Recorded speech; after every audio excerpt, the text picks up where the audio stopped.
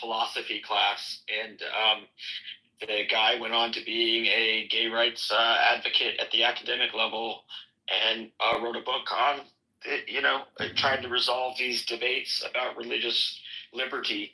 His name's John Porvino. If anybody wants to look him up, he wrote anyway. He was published on this a decade ago. And I think he's like the dean at a college in the philosophy department. So be careful. These arguments that were shields from government are now going to become weapons of use under the wrong people's hands. Yeah, I mean, one of the things that's also, when we talk about how the most brutal fascists came to power, they would find one of the smallest, least powerful groups and do a paradoxical thing, right? On the one hand, they would say these people are, and watch out for this in your daily life. You can tell when people are doing this because they'll always do it this way. On the one hand, they'll talk about them being insanely weak and a drag on society. And on the other hand, they'll talk about them being this incredibly powerful, overwhelming threat. So in Germany, the Roma Gypsy are poor, powerless people that don't even speak our language and are coming onto our land, and they're living in the backs of farms and eating rotten potatoes. And they're a complete threat that will destroy your life and tear down our entire society, right? And this is a common refrain that happens. Whoever is the least powerful group is also the biggest threat to our country, and we have to eliminate them. So like trans people are this incredibly small group of people, don't have very much power. They start getting a little bit of, there's a couple celebrities and people out there, some public figures are getting accepted. So trans people are an existential threat. They're absolutely breaking our society in every way because they're powerless and weak and so broken and all these things. And yet they are the thing that will crush our entire nation state. And this sort of paradox starts to happen everywhere. The immigrant, the minority, the queer, it's very similar. And what they do is they rely on the empowerment of victimhood. And I find it's very funny because in America, the right loves to use these terms, snowflake and this, that, and the other. But a lot of these rules are like, hey, you can't speak disparaging of my religion. You can't insult me in any way. I feel uncomfortable if you challenge that my religion is valid and right. And I want a law that I am protected. And what you'll find is they then start to very selectively write these laws. So it's not an expansion of freedoms for peoples. It's an expansion of freedom for a people at the expense of others. And I'm deeply worried because I think they will pass these laws. And it's part of the shifting the Overton window. But no one blamed trans people prior. No one thought that trans people in particular on the right thought that they were. Dr. Responsible, if you're not going to do this on this stage because that's so silly. It's you. This lies everybody's faces. That's not true. Well, okay. Well, some people did not. I'm not going to entertain that. The fact that nobody's blaming trans people right now would be ignoring like all of our everyday lived experience. He literally said to me the other night that he was afraid that people were trying to turn children trans. Right. I was there. Yeah, so these people will lie to your face, and this is part of the surrealness of it all. So Malik and Nazna, please jump. Yeah, because what do you mean is not real and they eliminate civil rights for transgender people in the state of Iowa in the course of 5 days? What do you mean they don't see it as a... Right. Malik. I was just going to say, it's not a particularly profound thought. I know what you hate when I say that, Briar. I only do it around you.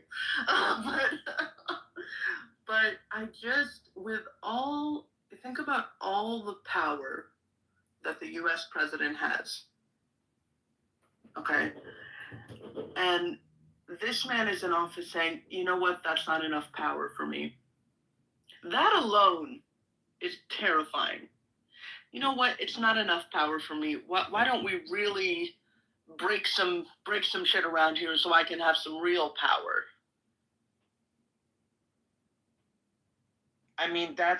That's part of what's concerning to me is, and this is where sometimes people on the right will point out a false dichotomy of left-right. And I very openly and publicly am not a Democrat. But he's correct that almost all presidents have tried to expand their power. And I think it's been like the last one. The other day when I put this challenge to people on left, right, and center in a room bigger than this, the only person somebody could think of who was another lawyer was that, who was it? Nixon begrudgingly signed a law that limited his power passed by Congress. It wasn't that he authored it or supported it. He objected to it, but was willing to sign it because it had a veto-proof majority. And, since then, it's been a broad expansion of presidential powers. And I do think that this is the line, the truth. Our democratic system has been experiencing a real existential threat of not serving its people. And those with power have been condensing power. The Supreme Court has expanded its power broadly. I've only heard constitutional scholars say that to me. And the other thing that's happened is the federal government has expanded its power, particularly the office of the presidency. I view those both as existential threats. But then what you notice people say is, and I want you to imagine, and I think sometimes we have to get out of this like asinine framing. It's called competitive framing of like, well, if Democrats do it or Republicans do it, then everything's all good now. Dr. Jacob, welcome to the Clubhouse Trump Resistance Fighters! I don't think I need to have an authoritarian leader who can crush down anything because that makes us safer. I think right now, if you look at wealth, it's more concentrated than ever. Power, more concentrated than almost ever. And there are absolutely times in history where this faggot Breyer sucking dick on stage right now. From the genocide of nearly every indigenous person on the continent to chattel slavery, to women not being allowed to have babies. It's me, doctor. But despite all those types of liberalization and advantages that we don't want to roll back, the power has condensed. This is some trans activist named Dr. Breyer. Getting into certain positions that require wealth and then being able to leverage it. And I think that's where you do see this existential. I'm here to record this faggot into oligarchy and authoritarianism. I'm gonna put them all over the internet. In the world. I mean, let's call this out. What is Elon Musk's role? Somebody on YouTube wrote, "Did you watch Brain Rot last time?" I did. I lost 30 blood vessels. We don't know who the director of Doge is. And according to the federal government, it's been 3 different people. When they've been interviewed in court, they also say it's not any of them. And currently on Wikipedia and elsewhere where people are trying to source it, it appears that they, quote, report to the president's chief of staff. We now have an agency that's using military force to go in to private corporations and shut them down. Really? And they're you hear this shit in banks. Cuckoo! They're not following any sort of federal regulations. They're deporting. It's a coup! And this is where it's a coup! That's the part of the title. They're going after so many different ways. Any stress test in the system.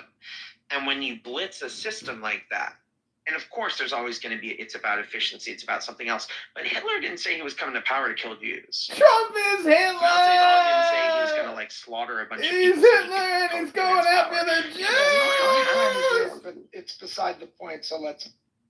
Sure. But a lot of times what happens is these people come and they seize power overwhelmingly by stress testing. And I don't just mean like Steve was mentioning in the legal sense. I mean like in the political philosophical What's funny sense. is he's not wrong, but he's gay. In the system where they can and he's seize more stupid. power. And then it's exactly doing what the voters wanted to do. Is to strip the stupid bullshit out of the system. Them seizing even more power. So I'm deeply concerned because there are cases that are being pushed back, but sometimes there's a lot of cases where just nobody's checking back against it. And I think that's part of the challenge and what I encourage everybody to start to be aware of. How do you push back against something new where it's not clear what mechanism you have? It's a new thing. Look how ineffectual the government's been in regulating high-speed internet. And that's because ineffectual in regulating high-speed internet? Fathers didn't anticipate regulating transcontinental fiber optic cables. And the regulation of transatlantic fiber optic cables? What the fuck is this fucking faggot talking about? New people in the government who were elected were not necessarily people that understood IP policy and things like that, and everything from security and safety regulations and edge cases. So what happens is when you start getting rid of these administrative experts, the bureaucracy, and it becomes ideologues and political people that want to push an agenda. Go ahead. Yeah, I do think there's this idea in the DNA of our founding that people need to be protected from their government. Like, I do think that's a thing, you know, and hence the idea of, like, all the rights that we're supposed to have, you know, freedom of speech and the guns and the whatever, like, but people have taken somebody's that live so far streaming to this mean, room like, onto YouTube. that they want to be protected from, I don't know, vaccines and EPA regulations, and not from, like, compromised billionaires. I mean, if you look at any of these guys, I mean, Musk most of all, and his ties to China and his ties to, these people are so compromised. That's why they won't even do background checks. They're so fucking compromised. They can't even pass a fucking Like, these people check. are patriots. So I understand, like, I understand the concept of people need to be protected from their government, and this idea of there is some sense of, like, keeping the government in check or keeping it smaller in some sense or whatever. But it's just been taken so far to be like, why am I'm supposed to be protected from all the good things and completely vulnerable to all the terrible things. Yeah, Malik, I want to echo that. It's like, obviously there's a legitimate argument about the notion of limited government and, you know, a large zone of freedom for people from both federal and state interference. But, right, the modern Republican Party has taken, right, what's that famous Reagan, I'm from the government and I'm here to help. Those are the 9 most frightening words in the English language, according to President Reagan. So it's right. It's not just that had a hurricane take out their house. Go ahead. Yeah, right. So it's right. It's not just limited government. It's government is simply bad. And with regard to things like taxes, I mean, it's a simple point, but you just have the constant baseline problem of, well, no matter where taxes are, just lower taxes is good. I mean, even the Laffer curve. Yeah, lower taxes everywhere is a good thing, you fucking idiot. Back in the day, and seems to be getting resuscitated by some people. Right? Even their own theory says, well, there is a rate at which it becomes suboptimal, right? It's about finding the optimal rate. It's not about taxes being zero. But you have people who are just like, well, no, taxes need to be lower. Well, the Norquist pledge says they can never raise them, right? Revenues can't go up. Well, it's not just to point Steve's theory on the Laffer curve. People don't know it's this idea that if you raise taxes among a certain amount, people flee to try and get to where there's lower taxes. But what's fascinating, Steve, is that all our policies around taxation and capital flight don't need to exist the way they do. And there's multiple countries that actually have rules that prevent this. So if you want to shift capital and do other things, there can be regulations around it. And you see states like California, and as much as people are like, oh, there's all this capital flight, it doesn't appear, it's objectively not true. Like, any narrative you want can phrase there, but California has higher, and yes, there are people that go to Texas, but the paradox is there's more people wanting to come to California still. And if you want to have the inverse, think of the inverse. If you always have to have lower taxes, then somebody just has to make them zero. Somebody will, and they'll get all the people, but then you have no revenue. So what happens from there? And that's where it starts to get obscene. And it also is this competitive framing. But to your point, there are so many things that only the federal government can do. And I think right now what's happening is you have a movement of people that simultaneously want a strong federal government and simultaneously want to kill federal government. So does federal government need to protect people from DEI and wokeness and these different ideas? Or does federal government need to get out of the way so everybody can just live how they want? Does the federal government need to stop trans people that are a giant threat and deport people and have all these security measures? Or does the federal government need to step out of the way so people can choose to self-regulate? and you notice that there's not a coherent ideology. So, if there was something I were to plead people with, if they get anything out of this, it's try and learn from what's inconsistent about a person, because it tells you something. And it tells me that these people don't want, so why are they both raising fees and tariffs and all these other things and worried about revenue, but lowering enforcement on taxations? And if you look at everything the federal government is doing, it's eliminating any form of accountability on the rich and powerful. We're not going to check your taxes. We're not going to check your income. We're going to allow you to buy into this country if you're an immigrant from elsewhere. We will eliminate the enforcement of the Corrupt Powers Act and different other acts around it. We'll fire the directors who go and investigate for abuse and fraud. We'll eliminate enforcement of anti-corruption, fraud, and racketeering laws. And we'll direct the FBI to no longer investigate them and prioritize other laws. Brian, can I just jump in for a second? Yeah. I want to go back to kind of the very beginning of this room when people were coming in very curious and concerned over the Pete Hegseth little very serious security slip. And I wanted to ask, Steve, I wanted to ask you specifically, because I don't know whether we ever even got to talk about it actually. Like, will there be no accountability for that? I mean, what do you think? Do you think that, on any side, on either side, will there be any pushback that actually happened, or do you think that'll just be garbage? Yeah. So take garbage out. This is a news story that broke while I was in this conference. But do I understand that what happened was this reporter received this plan? He thought it was a joke, but then it actually started to break in the news that it was being carried out. Do I have that right? Yes. Right. Included in a. Sorry, Malik. Sorry, I'm sorry. He was part of a signal thread, and he ended up getting the text. Right, and what was in the text actually was implemented. It actually happened.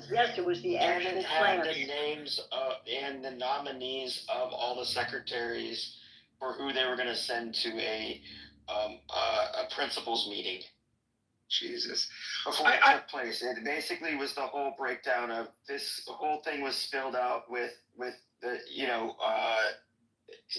graphic detail. Incredible. And do I know, again, I haven't read any, I just saw a headline and like the first line of the story by the guy who got the signal is like an erasing message system, right? Isn't it? No, it's like, just isn't that what it is? It's just encrypted. No, the thread you can set your text thread to erase after a particular amount of time.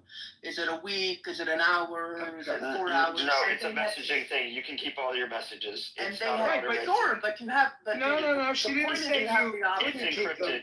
It's encrypted. It doesn't auto expire. They're messages. Can I speak? She didn't say it was auto. She said that you could set it to erase. The point is you have the option, and they had enabled what the journalist saw was that they had enabled that option.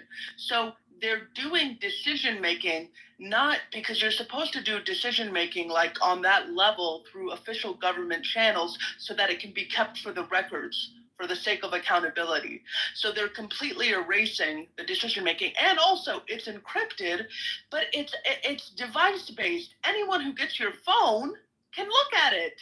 Go ahead. And it's also administered by a foreign individual who hasn't passed security clearance. We have no accountability. We don't know how secure it is. And saying something is encrypted is like saying your front door is locked. That's very nice unless somebody can pick that lock. Yeah. So there's so many levels on which this is incompetent. It's hard to. And who was on the?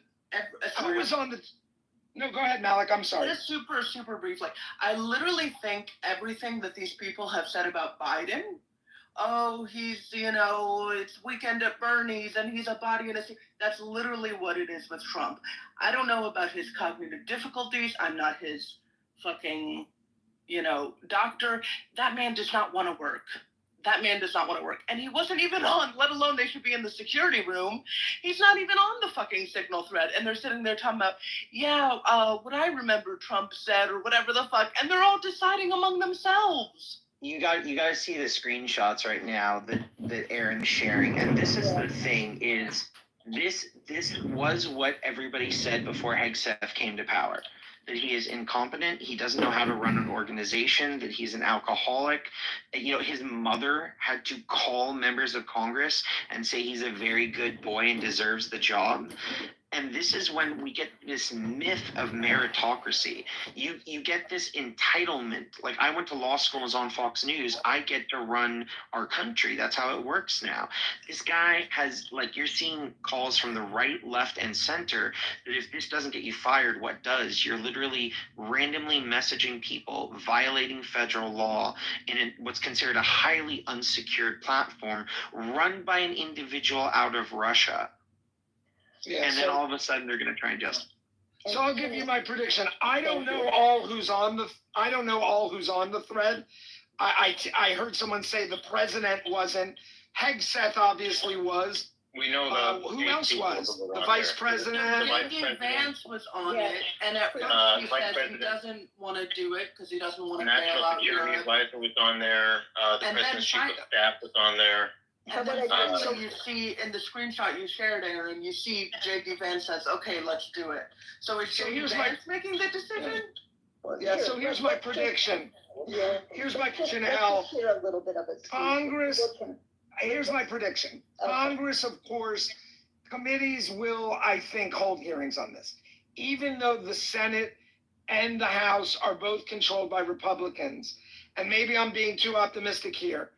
But if for no other reason than damage control, you have got to hold a hearing to figure out what the fuck is going on. I mean, first of all, as everyone has pointed out, why are you making decisions this way? How is it that this reporter got, I mean, there's just a lot of questions that need to be answered. But will anybody ultimately be held accountable, given the people that I've heard you say are on the thread? Other than some fall guy they picked to blame it on? Of course not. What are they going to do? Fire Hegseth or fire another one of these idiots?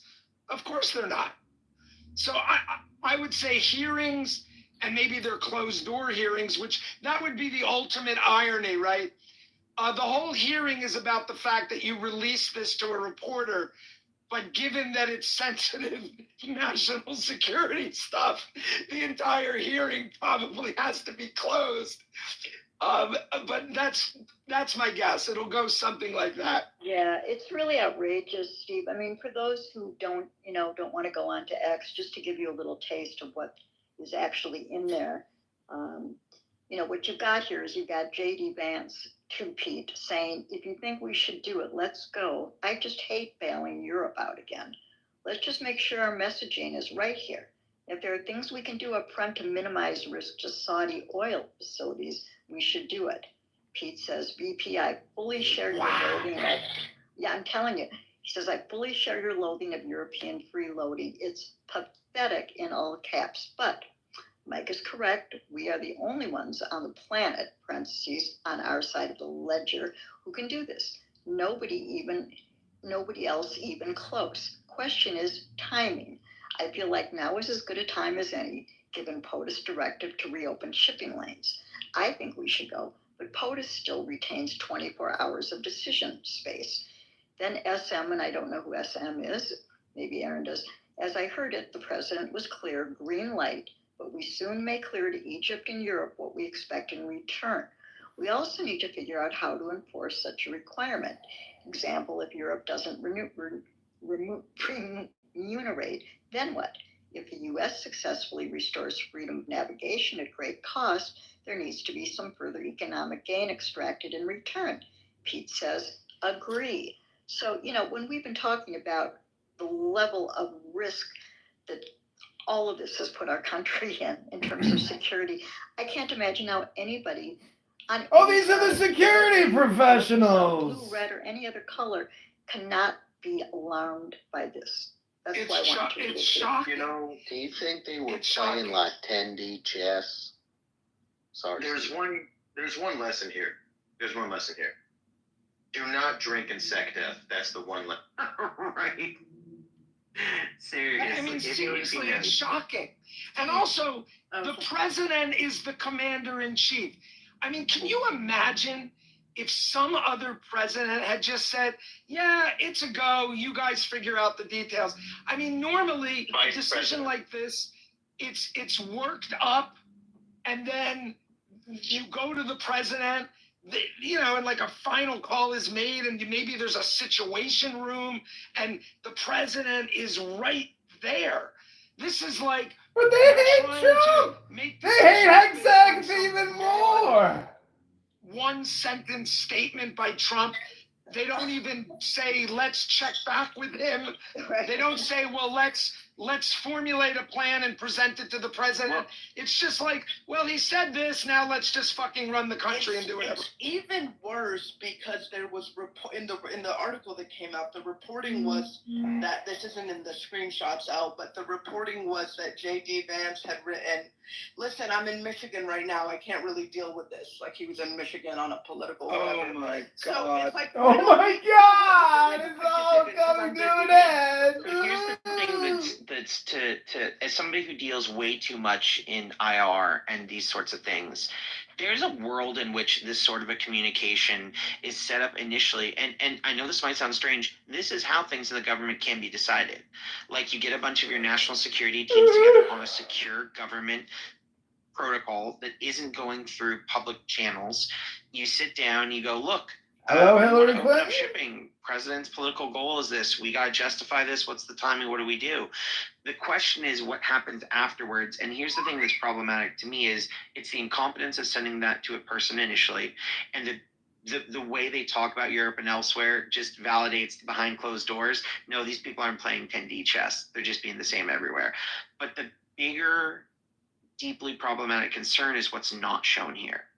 So that journalist would be in some crazy hot water. And Steve, you even talked about these cases where there could be more details, etc., that are there that he can't even publish because he knows that might take him to court. Now, he could make that choice to do so, and then we get a Watergate and Vietnam era type ruling in the Supreme Court of what can and can't be published, i.e. New York Times rulings. But I'm assuming there's even worse stuff in there. I'm assuming that if he was included on this thread, it wasn't that short. And here's the thing. This happened to be included. I want you all to really deeply think about this. Accidentally, somebody from The Atlantic was included in this.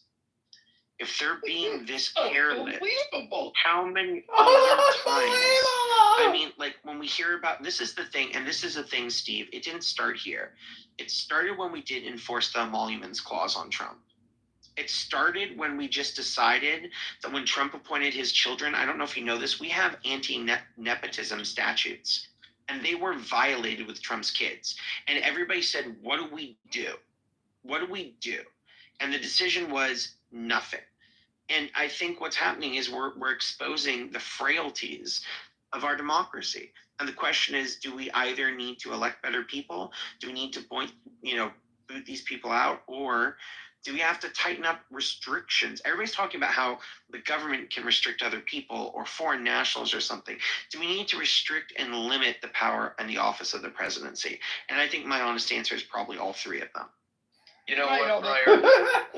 Power smash! Real quick. I want to put this in context real quick. This is like these fucking losers have no power other than social audio chat. What do they think they're gonna do? Nothing against China. And then, despite how false this was, it didn't go after we all found out about it. And then, despite how ostensibly false that was, now they have to go and do polygraphs to make sure just who leaked this false information. Context. Quick. So I don't know if you've heard what Aaron is referencing is, I'll toss you right after this, D. The FBI has currently issued a directive to roll back enforcement of financial crimes and elsewhere, and instead they're doing a full press because the greatest threat to our democracy right now is leaks in the government. And if you don't recall, this was a problem in the first Trump administration also. They were deeply concerned about the leaks, but now he's thrown out any sort of competency in the FBI, and the director of FBI is Kash Patel, who thinks the entire agency should be shut down. And this is where the systemic weaponization and blitz is going to come. You're going to start seeing people charged left, right, and center. Awesome. If they do any sort of leaking, they're going to go after those people. And that's where we're not going to hear as much as we did the first time around. And what we don't know can hurt us even more than what we know when it comes to government corruption. D, go for it. Why aren't more people upset about the fact that they bombed the Houthis, they bombed Yemen in the name of capital? Why aren't people more upset at that? The Biden administration did the same thing, and I'm not trying to justify it either, but if you ask the Europeans behind closed door whether they're happy what the administration did or not, they'll probably say they're happy because it's going to ease pressure on their capital. Why are people upset about the leaking or how it got up? I mean, it occurs in D.C. and the writer, I believe, has past relationship or actions in the IDF, so we know the influence that the Israeli government has in the United States. And if we're going to be completely honest, they also did this because of what the Houthis have said. They wanted the Israelis to stop the genocide that's taking place in Gaza, which Israel hasn't stopped because they violated the ceasefire. And so the administration's taking action. But again, I hear what everyone's saying, but how come we're not upset about the fact that the so-called peace president used a capital justification to bomb a sovereign country? So, D, that's an entire... Oh, sorry. These people live to muddy the waters. I think this is a valid point, and what I'd say is that, Malik, that's a completely valid concern, and it's not just capital. That's about United States hard and soft power. I think a lot of people are upset over that. I think it's actually missing, because I study this stuff quite closely, as you know, D. This isn't about the Israeli conflict, although it relates to that. It's about them influencing shipping in one of the most profitable regions, and the United States and European powers going in because the Houthi rebels are striking out right into the Strait of, where, what is it, a quarter of all trade goes through or something like that. I might be off a little bit on the numbers, but it's floating in that area. And so this is about that. And a lot of people are upset to care about that, but the truth is most people don't know. And the truth is most people aren't aware. And the truth is most of America is okay with us bombing somebody they don't like if they think it will save them money, and that's a whole separate problem. Right. So all those point granted, okay. And why not? Because I think right now, America, I do think this is related to Malik and Dark Aaron, who are like, this is dismissive or something. This is related to how Trump came to power in this administration. That we have come to look to wealth and power and success and money as virtuous as if it were humanity. And when we dehumanize on this level and lionize those who are wealthy, we get the richest man in the world acting like a fucking idiot, destroying countries, claiming that he's so great that he can run 10 businesses into the ground simultaneously while breaking the federal government, who can't pass the security clearances, breaking into all these buildings using literal teenagers who have no security clearance themselves, accessing full government data and doing massive mistakes. And as Austin pointed out, Nazi suiting his way onto stages and, harassing people on social media. So these are a lot of things that are interwoven, but the conversation right now is on the Trump administration. We can open another room. As you know, D, I love to dabble in geopolitics and have strong opinions on it. So we can talk about the Houthis and why that conflict's unique at a later time. It's the incompetence is what the problem is. It's the cavalier element here. It's the complete disregard. If they are treating things like this with this degree of cavalier attitude, what the fuck else They're are they doing? solipsists. They don't believe in anything but themselves or what they do themselves. They don't understand that there's other puzzle pieces than their own selfish ketamine trips. Like, what else are these people doing? Like, this is the way in which these people are talking about this shit. I'm certainly not going to be here and defend a lot of the shit that happened in the last administration. I think it was a lot of also fairly important. But they did not fuck up and let the curtain open up and let us know just how stupid they are behind the scenes. At the very least, the last administration was not fucking retarded. That's the very least. Very least. So I think we have to be careful about where the current administration, the narrative is, and I'm not going to use the same words you did, but the narrative of where the current administration is the narrative of where the current administration is utterly incompetent, they have become more competent. And you're going to see these types of asinine things from the stupid loyalist figureheads they put in power in tall. But the problem is, and I challenge anybody who really needs to understand what's going on. I know, Aaron, you are not in a similar but orthogonal field to what I do, where you need good analysis. There are lots of competent people this time that are functionally breaking our government and are able to leverage niche cases on funding, constitutional rulings, establishments of powers, technical innovation. These people are sadly a combination of incompetent figureheads in the front with real power and competent puppet masters behind, and very competent people enacting it. And that was part of what Project 2025 was designed to do. Eliminate people that can hold them accountable, put in people who are loyalists that are very capable, and put in sycophants at the top who look good on camera, so we can use the aesthetics of fascism. So I think it's important not to be tempted to go to the ad hominem, but to point out that Hegseth is completely incompetent and an ass. And I think those are factually accurate statements, if they can ever be said. But I think there are very competent people under him that are breaking our government. And that's what I'm nervous about. I'm nervous about the idiot in top who's the faith. I'm nervous about the people behind. Very competent people can be very stupid.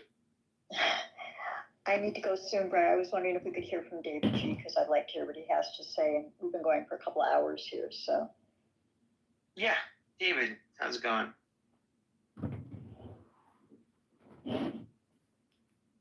Other David. Quick check, yes. Other David, if you're In the absence of David G wanting to speak, I do want to add one thing to that about, like, okay, but there's some competent people breaking things. Obviously the window that I have the most is into the legal stuff. I do want to say that yes and no, right? Oh, here it goes again. I'm trying to switch to my car. Sorry. Can you guys still hear me? Yes. Yep. Okay. Like, so by the normal measures of, well, maybe best to give an example.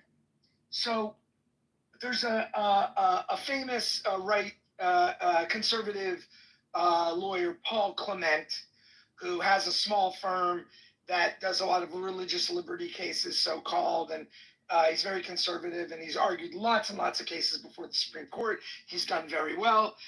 I know him because we happened to clerk the same year. He clerked for Scalia the same year that I was a clerk. They don't have a lot of people in the government like Paul, right? So it's like listen, like when it comes to doing things the legitimate way, not bringing some marshals and breaking into a building with some IT guys. But when it comes to doing things the legitimate way, they still do have a lot of people who aren't very good, right? They're definitely loyalists, they're definitely ideologues, they're definitely extremists. But in terms of being proficient technicians in their area, and I assume that's not just true in law. I assume some of the other people they have, when it comes down to trying to do things by actually working the system, I think they're largely incompetent. But the problem is most of the way they're trying to break things isn't by working the system. It's by breaking it. It's by being lawless. So that's just a friendly amendment. In those areas where you need the expertise, where you need the smarts, because you're actually trying to navigate the system, I think it's largely Keystone Cops. But unfortunately, most of what they're trying to do, that's not the way they're trying to do it. Do you think they learned? Excuse me. Do you think they learned over the previous administration or no? Still correct. Learned. Yeah, I think they learned. I think they learned certain lessons. Absolutely.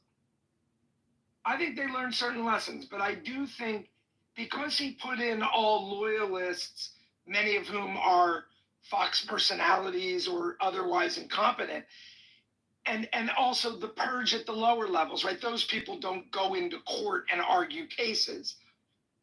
The people they have left, a lot of them, what qualifies them is their extremism and their loyalty.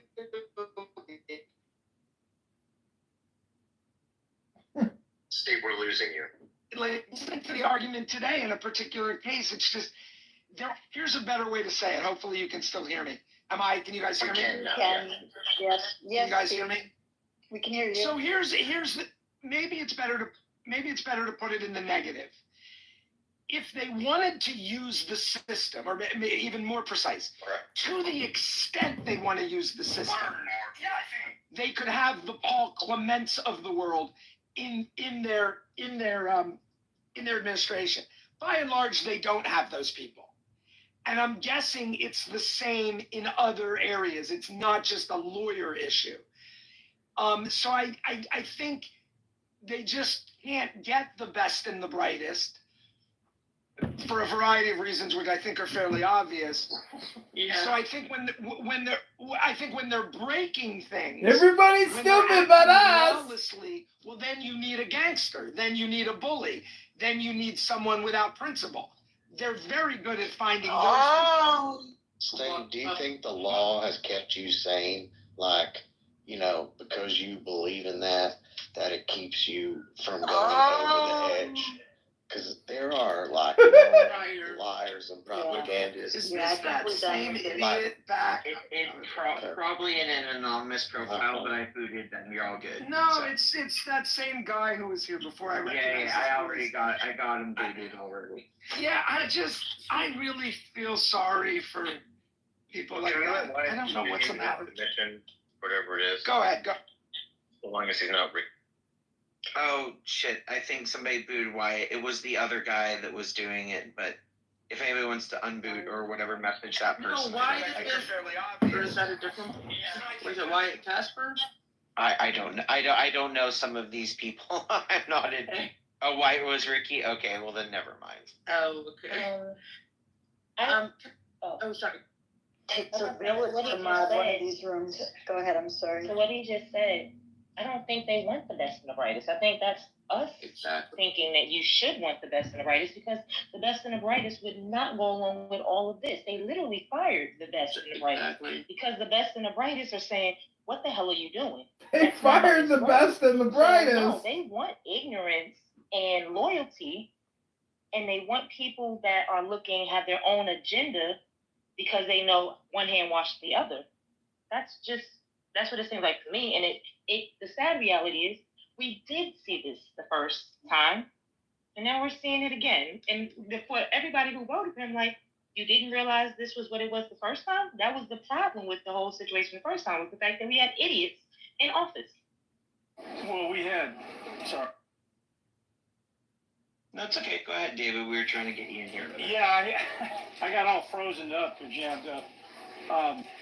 Well, in the first administration, you saw institutional, well-esteemed members of his cabinet step into the fray, try to keep this guy from going rogue.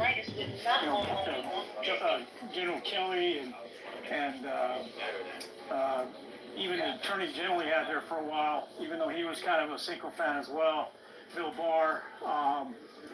You even had Jeff Sessions, who when asked to do certain things, couldn't believe what he's being asked to do, and he didn't last long either. So there were a lot of roadblocks in the first administration, and there still was a lot of damage done in that first administration. And now I think everybody that he's put in power, he had a litmus test. He probably had a backdoor meeting and said, hey, if I nominate you to this position, what are you gonna be loyal to me? I mean, I can only imagine the conversations that went down to get a guy like Hegseth, and of course everybody in the Senate that approves him.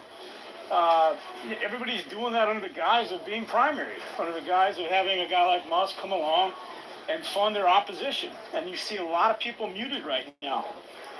There's a very, very well-respected talk show I listen to called Background Briefing, a gentleman by the name of Ian Masters, BBC award-winning journalist, and he's saying he's having a difficult time finding subject matter expert guests to come on the record on his show because of the chilling effect that's been taking place throughout the media, throughout the academia.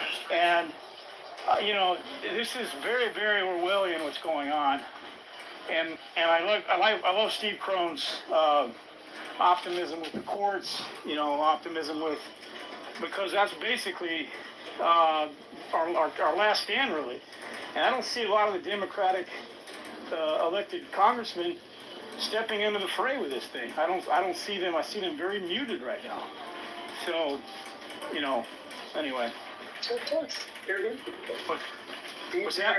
yes men. They're impotent. They are afraid that Elon Musk is going to go and fund opponents because they have no real mandate and they have no real adherence from their voters who are just cult members. They will go wherever it smells nicer because cult members money is shoved through the media, is shoved down their throats. That's why they're not doing it. All of them are fucking feckless pieces of shit. Yeah, I think the other part of this too is he cultivates desperate people around him. Feckless pieces of shit! Have these faggots not looked in the mirror? He makes you do something that, is so, he either brings in disgraced people or he disgraces them early on. He makes them lie, he makes them embarrass himself. So that by the time you're in, it's Trump or nothing. That is their only hope for, career advancement or any kind of status. So if they go against him, what do they have? They have nothing. They won't be accepted anywhere else. That's what these maggots voted for. Maggots! I'm sorry, go ahead, Nick.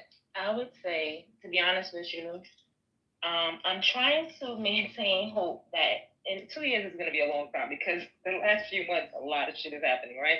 But I'm like, 2 years that the American people, if we get this opportunity to vote again, I promise you, because the fact that we was idiots and did this with everything that was said already, I'm like, we could all see this coming. But I'm hoping that in 2 years, American people actually vote towards their needs and what is going on and not the shit that we voted for, because it doesn't make sense, y'all. It's just everything that we're seeing, he literally told us he was going to do. It wasn't hard. We watched this process happen. And people still voted and said, yes, let's do it. And I honestly am laughing, it's going to hurt us all, but I'm laughing at the teachers that are crying, and then you're admitting they voted for him. The people in these positions, you admitted, we literally said there is a outline they're going to use, and they're doing it. So I'm hoping in 2 years, we could probably turn this around, and here's the bad thing, right? I'm hoping they can turn it around. I'm hoping Democrats get a fucking backbone that if it does turn around, they'll do something. But sadly, I'm not too convinced. Don't say that! Don't say that! It's gonna get turned around and actually what we need to be done is gonna be done. I think it's still gonna be a petty game, a petty war, and it's just gonna be like 2 more years of we're gonna be sitting there as the people saying, "What the hell is going on?" Because it doesn't. Yeah, I think one of the interesting things about the net is it was so forecasted. There were so many, and there's an emotional catharsis, there's a vindication, because I kept saying they're going to do Project 2025. Like this wasn't a little talk. It's not incidental. They're going to do this. What I think is the biggest shock to me is that the media is not phrasing it this way. That the media is complicit by their incompetence. That fourth estate that we need so much, and saying, hey, Project 2025 playbook, 50% achieved, I think that the point that was made earlier by somebody that people were a little dismissive of, but this is where the wealthy and powerful co-align. And Trump was good for the profits of media. And people didn't like Project 2025. So you don't hear every news station going, okay, Project 2025, we're 25% done. They're on page 37 now. Here's the, 58 initial goals. They're done with 49 of them. Here's their proposed next ones. And to those people, I am a teacher. I am watching this and some of my best friends work at NASA. I'm watching the free fall. I'm watching the scientists I know panicking. I'm watching some of my dear friends, even in this room, that are in the United States and they're immigrants, trying to figure out how to deal with this. And it's painful, but I think I personally am not advocating anybody else think this way. For me, it's effective and helps me. Instead of being angry and bitter about those people, understanding that they're probably a victim of the same systems I am in America that allow this type of thing to exist, and they have been bought and sold and might not have been as lucky as myself to have some people they trust call it out. And maybe what we need is to see how insincere and harmful these positions really are. Because I think it's hard. I think there is a legit critique of everything the Democrats have done. I think anybody in here, I know there's probably a lot of Democrats on stage, I'm not one of them, the Democrats for years have expanded presidential powers, for years have justified competitive framing, for years have cozied up to the media. And I think it's a legit complaint. But I think what Republicans have figured out to leverage is, okay, here's a legit problem. We want to use this and make it worse, so trust us. And what happens is they come in and then just do it even worse. And then Democrats come in and clean things up. And it's a depressive cycle to be in. And I just want to say hi to Democrats clean it all up. Do something I don't do and know that I actually texted Denise to get permission before commenting. And I see people have PTRs like Denise's and stuff, and you never know how airbrushed. And I haven't met Denise in person yet, so I don't know what she looks like. But she met Royfield, I think, in London. And they took a picture together. And I will say that I think both her and Royfield are two of the most goddamn photogenic people on this freaking app. How the hell do you guys do this? And I didn't know it was you at first because I was like, wait a second, is that? And so I hope you and Royfield had a blast in London. And his PTR was a picture of you two. And authentically, I thought you looked even better in that picture, and I cracked up. So just had to say that. It's a great picture. Welcome back, Denise. Thanks, everybody. Glad to be. Yeah, and so I hope you hear what I'm saying, and I think actually part of what I'm trying to push back at is I think constantly making it this two-party competitive framing where we each are so resentful of the other people. It's too. I like to shift out of that and say, like, yes, you're getting what you voted for. Like, you're getting exactly what you voted for, and you're learning the repercussions of that. And I more blame like a horrible public education system and awful like basic morals and collective identity in America that allow people to still vote like when what they voted for happens, and then they're hurting, they're shocked. But it feels that I told you so moment is very real, so I can't. I think you have to acknowledge the two-party voting system, because the sad reality is that, yes, there's a problem with the education system also, that people don't realize that they're loyal to a party and not to what they need, because people literally want to be a part of a certain party and don't realize that party does not benefit you, or the fact that voting only for the party doesn't benefit you. So whether it be Democrat solely or solely Republican, that's the idiot level. That's like, what the hell are we doing? I live in Texas, where I have been watching the voting map since I moved here, and I was like, yo, these got to be the dumbest people ever. Not being funny, because if you look at Texas, if you ever travel through Texas, most of it is rural. Most of it, when you drive through some of these towns, you feel like you're going back in time. And they vote Republican, and they have not received any benefits from voting, and they vote that way all the time. And we still wonder, the people who live here, like, why do y'all vote for the same people who have not helped your towns whatsoever? They only come around when it's time to vote. And that is the reality of what just happened. And I think unless Americans understand that, whether it be you mix up your votes to who's the better person, whether on, either side, because it's not like, the Democratic Party definitely dropped the ball too. The presentation and everything that they was presenting was terrible. I was sitting there feeling crazy, like, vote for him, or vote for you guys, and I don't even know what I'm voting for. Like, that was the reality. Like, I know what I'm voting for here. We got this. We dealt with this before. And I knew it was gonna be tough, but I didn't expect it to be this tough, this fast. But at the same time, on the Democratic side, like, what did they give you? You see what I'm saying? So it was one of those things where I get it, but we now are looking at, you voted for what you're getting, and it's crazy. So I think that it should wake up America to say, what are we doing? We're loyal to parties. We're loyal to ignorance. And we're not loyal to America. We're not loyal to what's best for America. We're actually voting in our hatred, and that's hurting you, or our bigotry, which is hurting you. There's a lot of people that voted thinking it was going to hurt other people, not themselves. you are not saying you, but there are teachers voting against the fact that we kept saying 2025 project is going to destroy the water education, and they still voted for him. There are people who were farmers who have immigrants who work for them.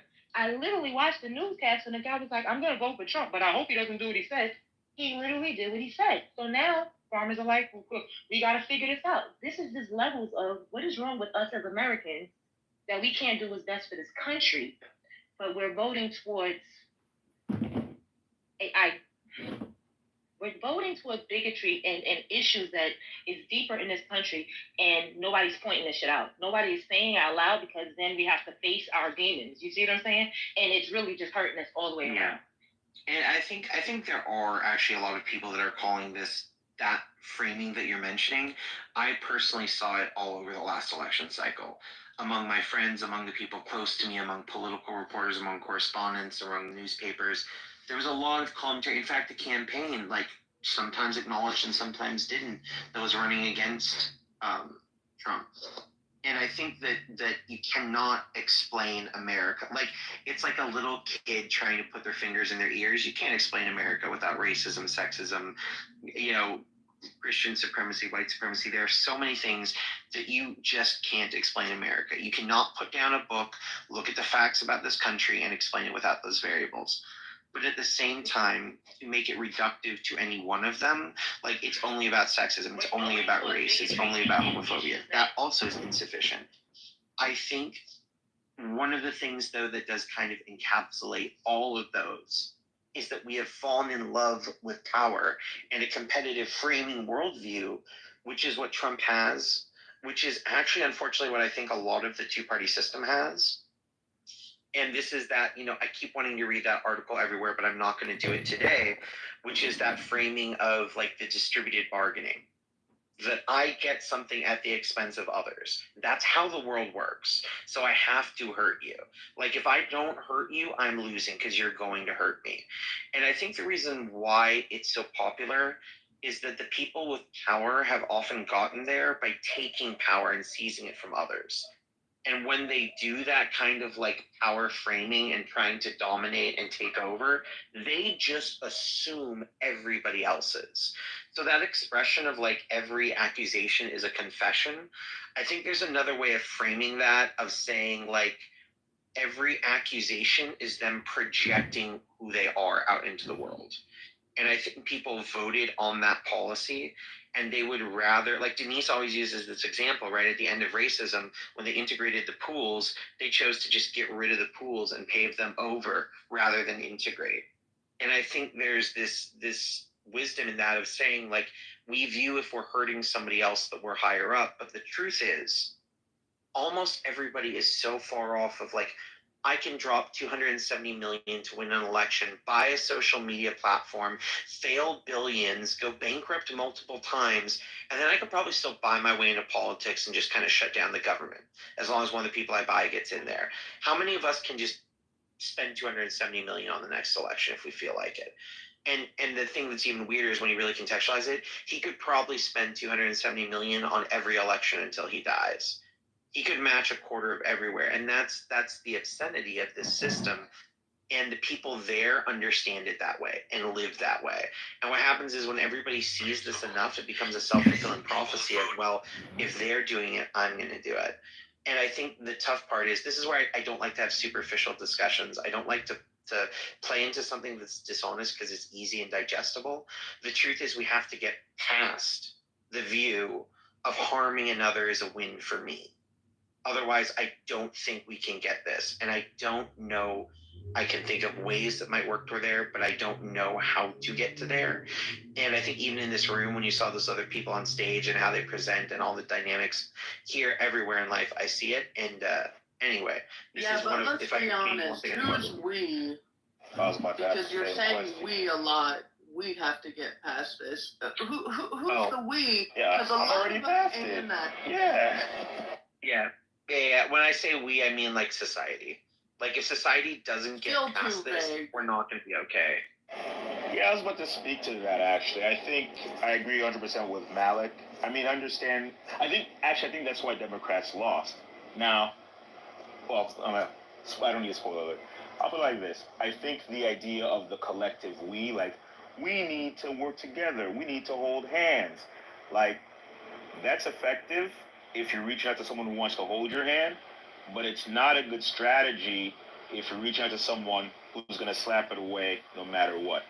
I think the reason why Democrats lost is because they kept trying to reach out towards the middle, reach out to disaffected Republicans. And I feel a few Republicans did vote Democrat because of that, but a lot more just said, thanks, but no thanks. I'm a rock with Trump. I'm a roll with Trump. I think if Democrats want to win more elections, we actually have to take a page from Republican playbook. I'm not saying elect a moronic billionaire who's a liar and impeach all that stuff. I think Democrats have to reach to the left, further left, because that's where the votes are. The votes aren't in the middle. The votes aren't with disaffected Republicans.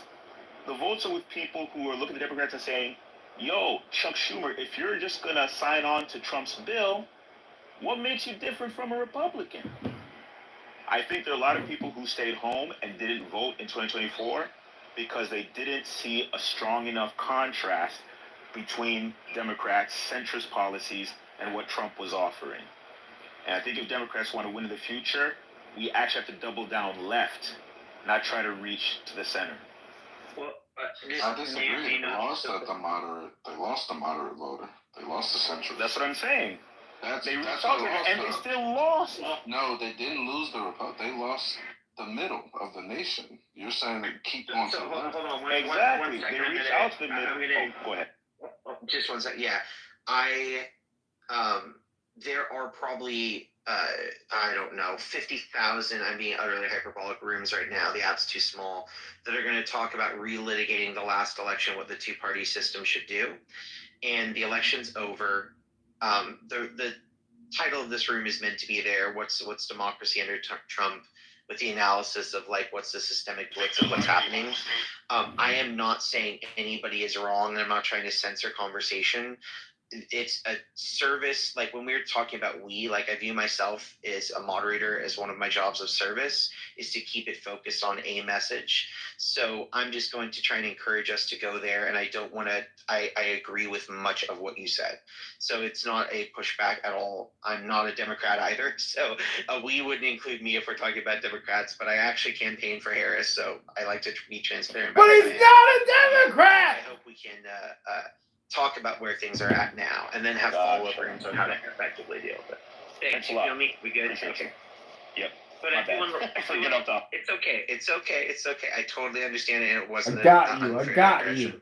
Mr. Nate, did you want to talk about? yeah, right. I should say thank you to everybody here. I'm so sorry. Mr. Nate, did you want to jump in and comment on kind of the focus of the room, though? I want to give you. Well, do you mind giving a context or like a specific question so I don't digress? No, you know what? I'm going to offer a recommendation that this is some of my old school Clubhouse moderating. I love to have people who want to come in and be a part of the conversation. And if they feel a little lost, I think it's great to just like chill and do what most of the time we all do on Clubhouse and listen to other really smart, cool people and then jump in when we're ready. That was my game plan. That was my game plan. You got it. Yeah. But I want to censor this on one question that because the room's been going for a little while and there's some of my favorite people here who come in, so I'm not going to run right now.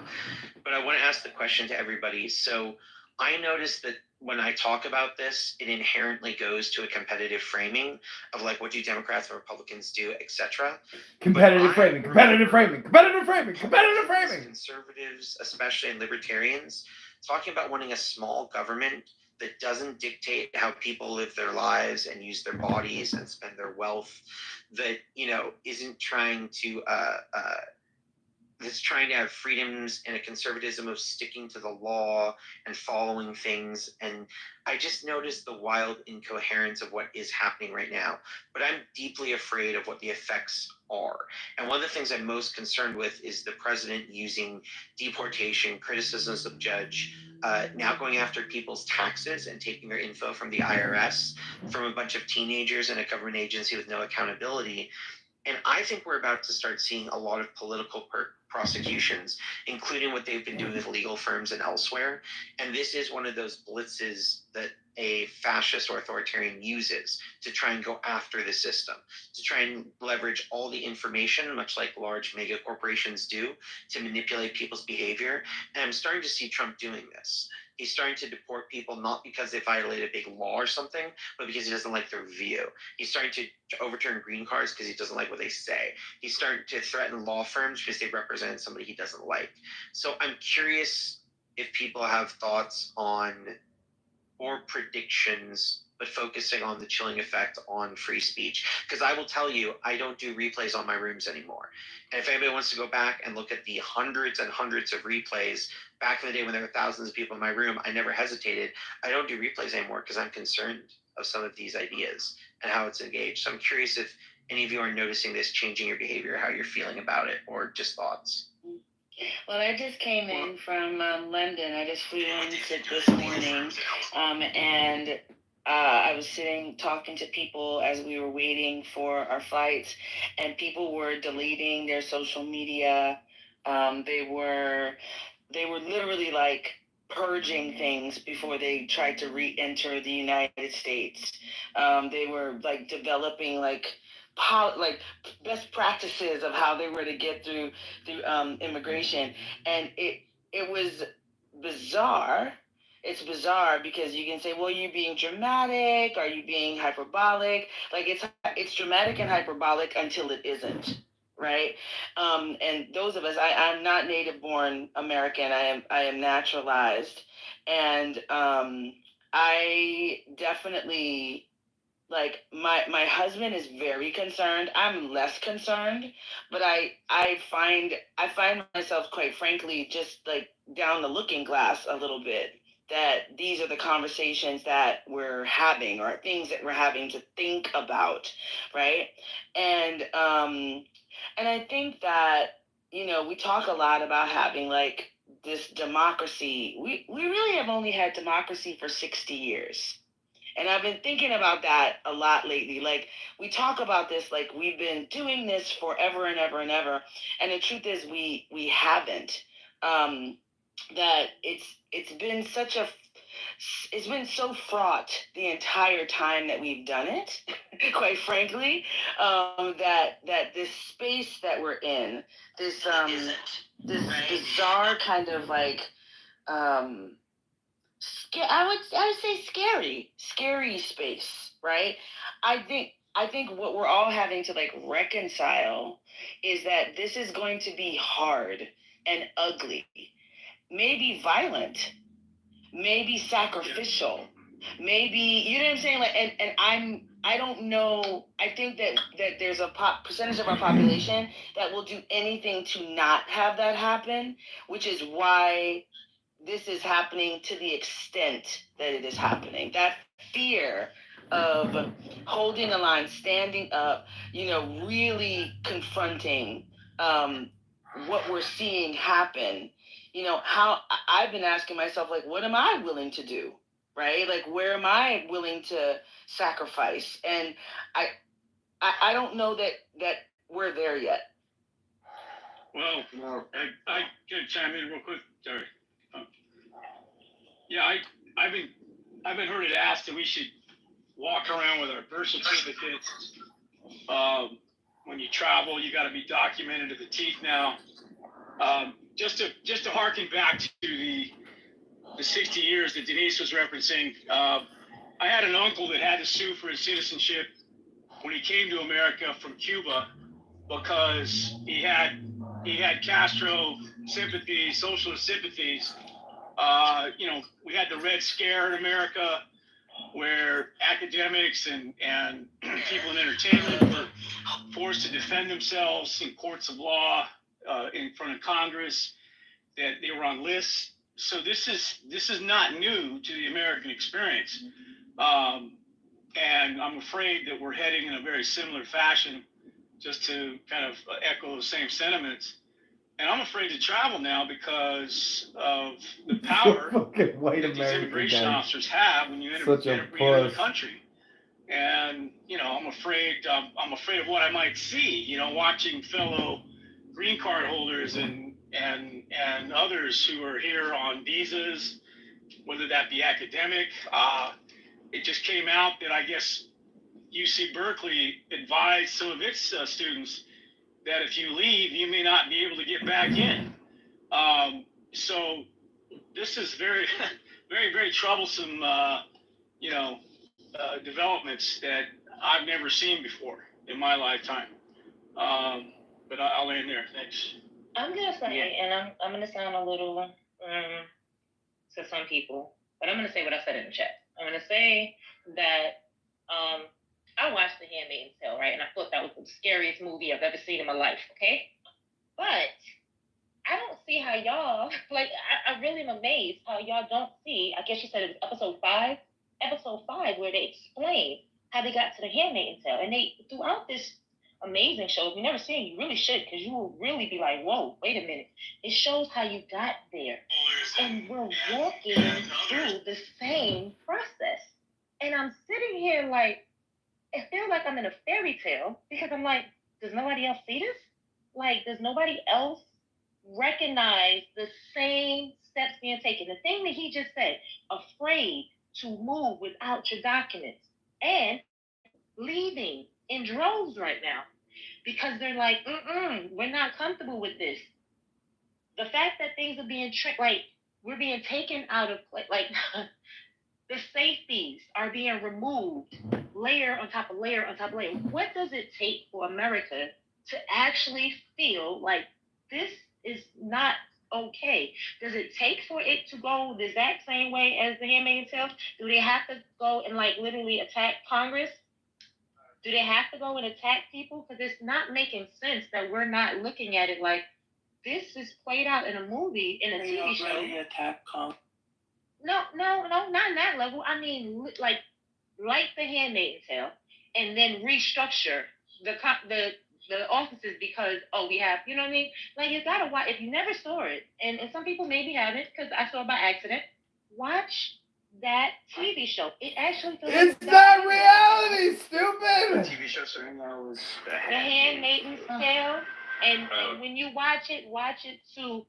You gotta watch it not for the story, but for it's like this underlying story, and it makes you sit there. If you're intelligent, you're seeing more than what they're showing you. And it's like, if you start looking at our government, you'll see the exact same steps being taken. The exact same steps. Right, it's what we call a cautionary tale, right? I mean, some of the things that I wanted to comment on was, I think that in order to understand what's happening with Trump, that the conversation around the two-party system as a whole and the ways that they kind of wash each other's hands has to be had. And it's unfortunate that I think that Trump is he has such a cult of personality around him that even when it comes to media, I mean, especially in the first term, they kind of sort of made him popular because, of the buffoonery that he's just a character. But I think that what Trump kind of creates in this personality politic kind of hinge on some of the policies that Biden and other Democratic presidents and Republican presidents in the past have had, including immigration. When we talk about fascism, Haitian folks have been experiencing that. And I would argue that some of what we're trying to, I think, this idea that something is being destroyed, that there was this intact government that is now being destroyed, I think is wrongheaded because, neoliberalism says that this prison population is this permanent underclass, that people who are living in poverty are this permanent underclass, and for them, it's been fascism either way. And I think that if we're not going to talk about the ways that money and power and how capitalism functions with this profit motive, that kind of is why people are voting against their interests and are hinging on identity politics, we don't get really far, And so I get that the conversation isn't about the last election, but we didn't get here by some sleight of hand. Yeah, I guess I wonder if I'm making sense, but yeah, that's just what I've been. You totally are. And by the way, when I was specifically saying I don't want to just have a partisan politic conversation of like Democrats need to do this and why didn't Harris run this way and why didn't Trump do that? Like, but that overarching narrative, probably before you came in was actually one of the things that the room started with its focus on, is like the accumulation of power and wealth led to here, and it's been a systemic long-term trend. Like, I am extremely critical of whatever the Republican Party is and stands for and doesn't stand for, and whatever MAGA is like literally anathema to me. I'm the person that like hates gaudy gold. Rich people bragging is like, I just want to vomit. So what Trump does aesthetically, spiritually, philosophically is opposite of me on every level, not just like because he is an art. I am a supreme moralist. That thing leads to where we are, and I agree with you. I am better than Trump, better than Hexas, better than everyone. I say that constantly because people assume that it's too easy and lazy to be like, you're not a Republican, you're a Democrat. And there's a huge critique to have of like the concentration of wealth and power in so few hands, and the culture of worshiping them, and the media buying into that narrative. In fact, before this room, I was just calling one of my students who's doing very well and discovering how the world works now in university. He's discovering how I want him to discover the world works. The incoming freshman learning about how the world works, and he called me, and he's worked really hard to do well in the world, and he's talking to me about, look, like, I'm seeing these things, talking to these professors, and one of the first things we started talking about was when you look and try and understand somebody like, a Joe Rogan, and we were having a Clubhouse room earlier today talking about this as well. When you look at Joe Rogan and Trump, they have a lot of things in common. They were reality TV stars. We forget that. That's what really launched both of them into major contemporary fame, even though they both had careers before then. They leveraged reality TV, presenting themselves in a certain way as if it was the real them. Leveraged that into being involved with fighting, Joe with MMA, Trump constantly being on the WWE. Allied themselves with these hyper-masculine images, and then leverage that into these, quasi-political, to then one becoming the president, one becoming one of the biggest political commentators in the world, claiming he's not one. It's a consistent pattern, but what happens in common is we love watching and observing wealth and power, and it conflate power and wealth with goodness. And I do think that's a feature of capitalism, absolutely. And I do think that's a feature of where America has become, and ignoring any of I think also ignoring the sins of what we have done to get here, and focusing instead on where we are and why that's good, allows us to keep repeating those same patterns of harm. And it's just like the simplest one is like, let's say you're the most hyper-capitalist in the world, immigration's all that's keeping us afloat, and keeping us from having a graying economy, and paying for Social Security and Medicare, and subsidizing our middle class, which hasn't been expanding. But the conversation was just like, ooh, they're parasites one way or the other. And I do agree that both parties ceded to that narrative, and it's played in the media. And I think to change this, I wish that Taye was here. She's the one who always talks about this, if you know her, a great person, that we're in a pattern of socialization that started when we're kids and permeates everything we do. It's really hard to change a bunch of adults' minds. And then the problem is, right now, look at the fights over education. They want to condition the next generation to do the same or to challenge it. So I don't think it's an inappropriate conversation. You're making sense. And again, the only thing I was trying to steer us away from is just partisan. Democrats do this, Republicans do this. I'm just too tired.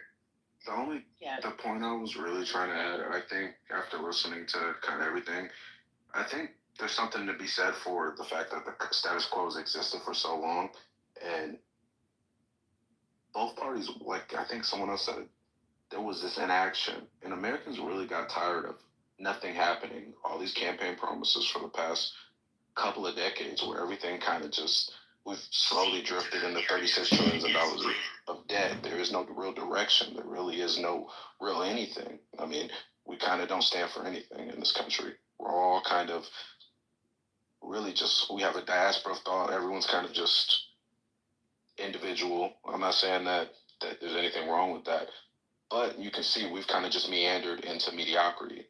And what Trump was able to do was kind of say, these are the issues, and I'm going to do something about it. And that's kind of, I think, where we are. Whether you guys hate it, love it, whatever, there's action being taken.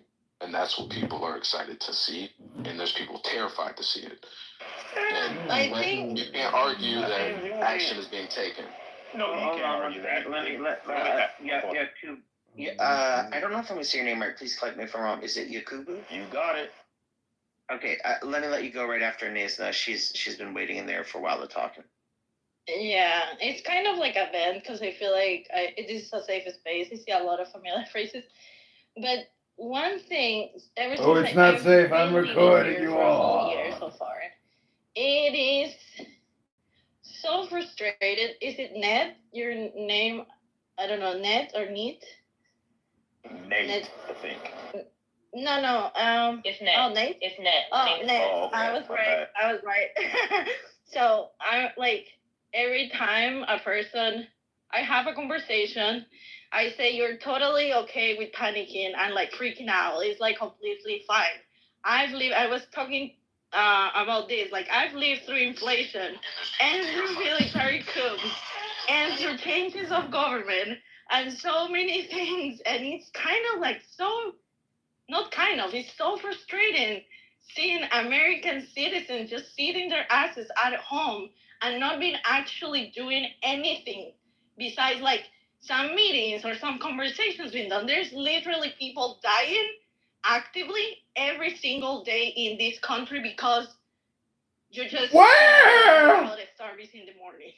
Like there's so many bigger issues. Do something, than, my fellow Americans, for yourselves and for the you guys world. don't realize how like privileged your life is here, and how much of like things that I just rather stay at home instead of being in the streets protesting. Or if you cannot do that, like how when does America has become so much like lame?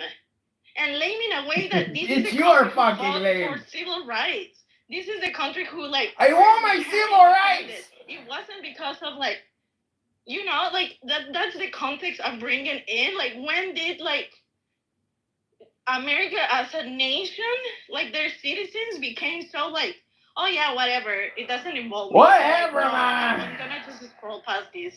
Or like I don't really feel like going out to vote.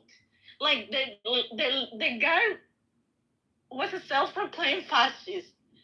Like the guy was saying everything that he was gonna do, and like how like what is it? Less than 30% voted for him, and the amount of people that even stood up with their ass at home. Because I'm pretty sure some people, of course, they have to work, they have lives, they have things to do. Yeah. Like they did not care. Like generally did not care. And there's still people probably right now not even caring about any of the things that I'm saying because her life is never gonna be affected by anything that they're. Well, dang, I hate to follow that. You're 1,000% correct.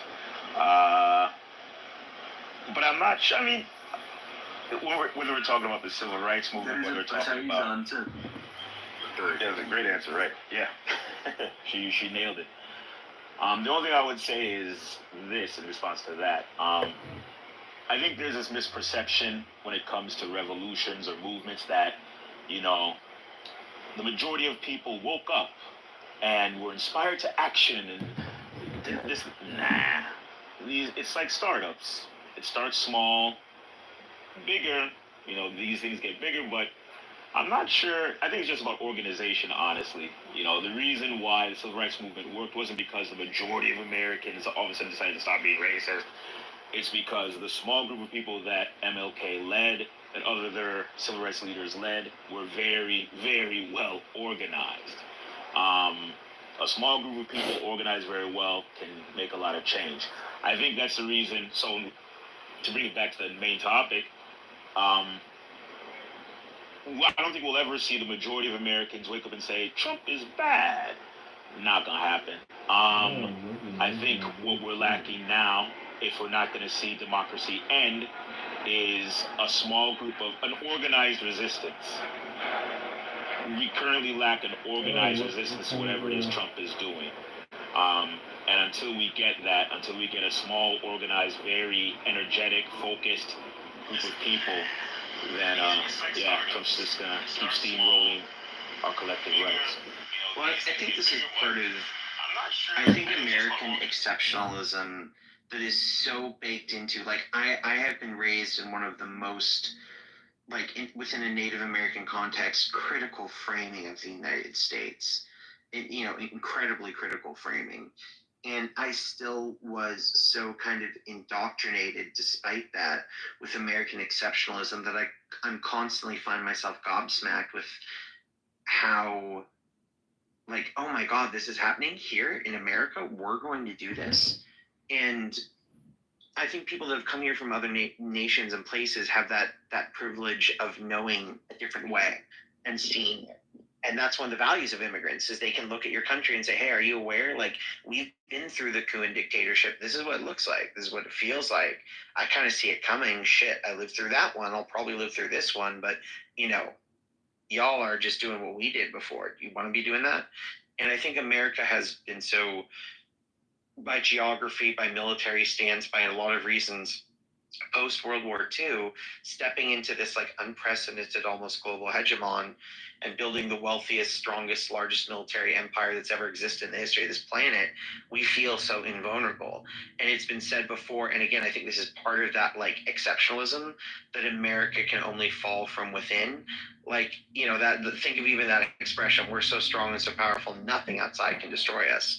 But I do think, like, pragmatically, right now, where the world's at economically and militaristically, like, probably the only thing that can destroy our nation is ourselves. But we've destroyed ourselves nearly multiple times in this nation, and we choose not to acknowledge it or see that. And it's painful right now because there is this full press from every direction to recondition, to go after the universities, to go after the media, to go after the courts, to go after whatever systems, and to wreck them with this. I mean, there's even this co-opting of, I'm doing this because of racial injustice and all these different things, and we're rolling back that kind of exploitation. There's this weird Orwellian, diversity is the thing that brings us racism, and equity is all about excluding, and inclusion is demonization and evil. And, don't be woke, stay asleep, don't ever wake up. And it gets so virtued and pressed, and it becomes hard to fight against. And and you literally have the might of the federal government, the wealthiest person on earth. You have, all of these things coming and pressing from different angles. And it's hard to even know when or how to fight. Like Steve was saying, he's a literal freaking clerk for the Supreme Court. He's developed some of the biggest movies on earth. He's well connected. He's lectured at law school. He doesn't even know how to fight back using the existing system. And I think that is where sometimes the only way to stop this, if we want to look to South Korea, is to have everybody, those in power, those without power, find that this will screw them all over and stand up and fight, and use the wealthy and those with power to check back, and use like the masses and say, look, you cannot exist without us, and fight back, and the media. But the problem is right now we're so divided by class and race and gender and all these different ideological framings that are trying to essentialize us and see our divisions, that's very hard for a group of people to stand up and fight for a common cause. And I think eventually what's going to happen right now is we'll enter into this kind of dialectic where, do people want to come together and stand up against what's happening? That will be the thing that unites them. And it's so weird to say this, but like, the silver lining or not will probably come to, how much does this hurt the average person? Are we hurting so bad we're willing to be inconvenienced and stand together and push back? Or are we, will there be enough bread and circus that a big chunk of the population says, I'm not going to do it? And I don't know. I saw you jump in. Me? Go. Both of you. Either one good. Yeah, well, we let her go everything first. you're saying, it's privilege. So one thing that when I travel the world, right, a lot of people, when they argue about America and Americans, we don't realize how privileged we all are. That's a sad reality, right? Because we don't realize, some of the laws that's rolling, some of these things is being rolled back. We didn't live through segregation. So who gives a damn? I don't care right now, because you didn't experience that, right? So we're privileged enough that most of us today don't realize what that world is like. We don't realize that, and even though there are different things, I mean, when I say privilege, I mean black, white, others, privilege. Like to come here and have rights that our great grandparents fought for, in a sense, right? It's a privilege that, sad to say, I'm like, it's gonna hurt us more than anything, but I'm hoping the hurt is what makes us be like, yo, we are messing up. We're going backwards. And it has to happen this way, sadly, so that people will start crossing those lines that they want to create. Because whether you be black, white, or whatever, these laws did benefit everybody in some sort of way. But the fact that we are so divided between hatreds and bigotries and this and the third that we can't see it right now, it's literally we're going to have to hurt. It's a sad reality. We're going to have to hurt because other immigrants, people who came here from other places, they see it. They see like, oh no. There are people like, nope, I don't think I want to be in America right now. This is a little crazy. Let's wait and see what's going on. We are privileged. We don't really understand hard work in that way. We don't understand we've had so many different things that was cushioning our fall that cutting it all back, snatching it all from underneath us, like you're starting to see people like, wait, what do you mean? That affected me too? Yes, it did. I'm gonna be honest with you. To hear people be like, people think that they pulled their stuff up by their bootstraps and don't realize that they've been using these programs this whole time. It's always amazed me. But let's be honest about it. It's a thing. And I've always laughed at the fact that I listen to people and be like, you don't understand that you've been using this program? Oh. So I think everybody should just open their eyes and we should be honest about the delusion that America has been living in for the last how many years and express openly, and don't let them live in their delusion and be like, you know what? You needed that program too. You, ma'am, are a DEI hire. You, sir, may have been not qualified for that position. You, people, y'all use these programs, and now that they're gone, you're going to see what life is like without these programs. They're not. Back in the days, it wasn't as easy. You see what I'm saying? So, I mean, that's all I'm going to say. It's just sad, but I hope we open our eyes, because if not, I don't want to live the way my grandparents did. They did that so we didn't have to. And the fact that we need to go back to relive it is the reason why they say, learn your history, because if not, you're doomed to repeat it. But we can't even get the understanding so we can teach the real history. Yeah, and I think that's a really important part of the problem too, right? I thought I was after her. Oh, I did. I really respect Denise, but I did ask him to wait after. And Denise, let you jump in right after Nate. Yeah, and I'll try not to be long-winded. I like kind of what Nat was saying to some of the delusion. This didn't come out of nowhere. Someone else said it. There was no sleight of hand. There was no trickery here. We had a long period of nothing getting done. Us as Americans, whether you're on the left or right, knew the Department of Education needed to be reformed. It was not working well. It was bloated, too expensive. We had too many different administrative fees, and you can go look at the ballooning cost of college. We subsidized it. We said, we don't care. We're going to get you, your student loans, regardless of what you want to go to school for and the outcomes. We said, we're not going to reform our Medicaid. We're not going to reform our Social Security. We're not going to fix our debt. We're not going to fix our entitlement programs. We aren't going to fix these things. Whether you're on the left or right, nothing was done. Whether you want to be altruistic and say we need to help everybody, or you're someone who's conservative and say pick it up by the bootstrap.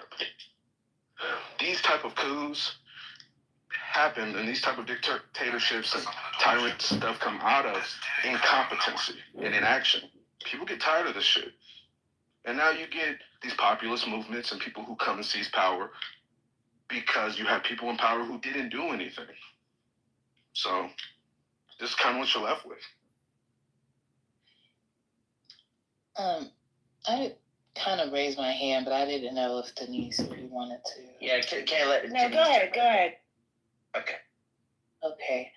To what you're saying, Nate, I think that the conversation around there being nothing done, I think is a valid one in some ways, but I would disagree that this current administration is the one who's doing something, like capital D.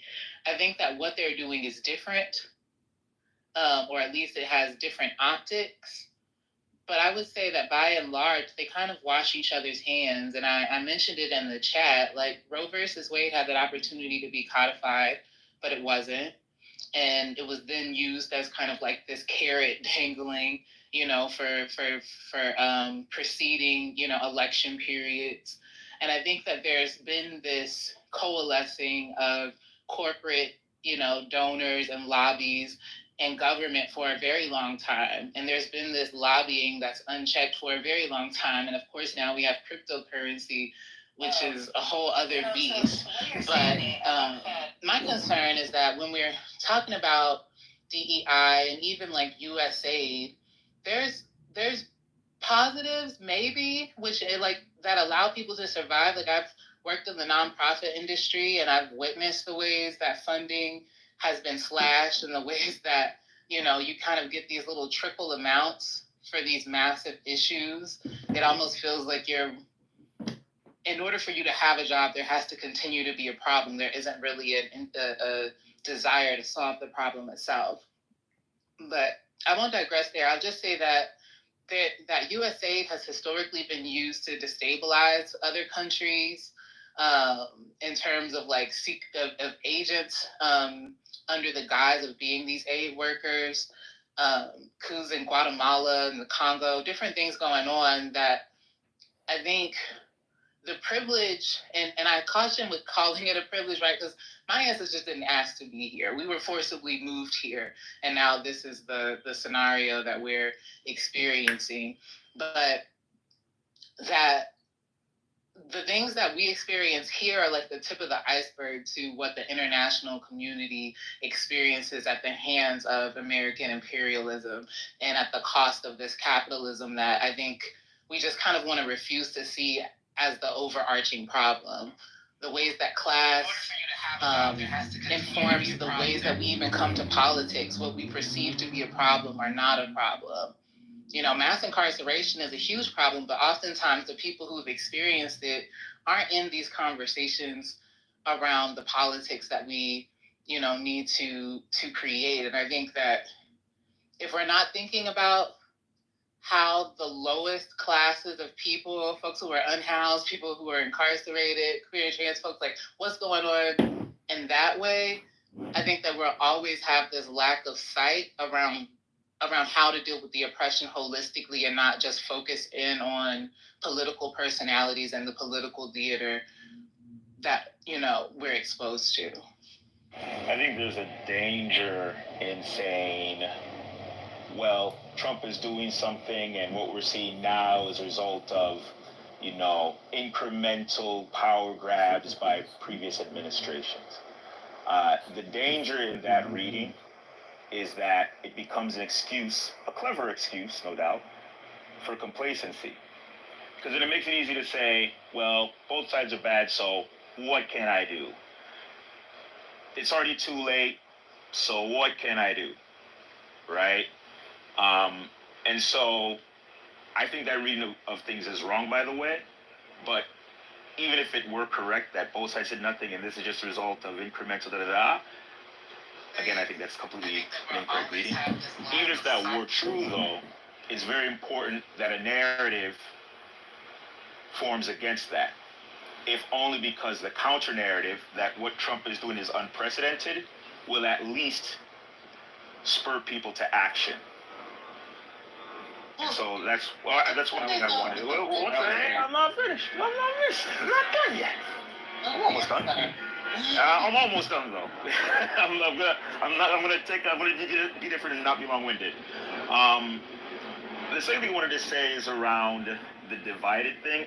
How would I put it? It's a passive, it's passive voice, right? We're divided. It implies that like someone else outside of us, maybe, so-and-so, Putin or the Bilderbergs, whoever divided us. America's always been divided. We as citizens don't like each other all that much, whether it's because of gender, race, income, whatever. We're all just trying to get our piece of the pie. That's always been, it's the invisible hand that's made America great for the most part, not necessarily a majority of people coming together, seeing ourselves as one at XYZ. And so the reason why I want to point that out is to say, I'm not sure, how would I put it? I think if we assume that we were united in the past and that what we see now is something different, I think that also, I think that then we kind of wait for the majority of people to do something as opposed to being willing to do what's unpopular, as opposed to doing what could get you called an idiot or a fool or hysterical, and doing some of the stuff that one of the previous speakers said, which is going out in the streets and protesting or more, right? I think people are so afraid of being ostracized or being labeled as crazy or hysterical that they're willing to kind of just be quiet and watch crap unfold. That was kind of the thing. I was trying to be brief. Can I let I think Denise wanted to jump in there. No, I'm good. Okay, well, the thing, you're right. I was trying to be brief, but exactly, that was kind of the point.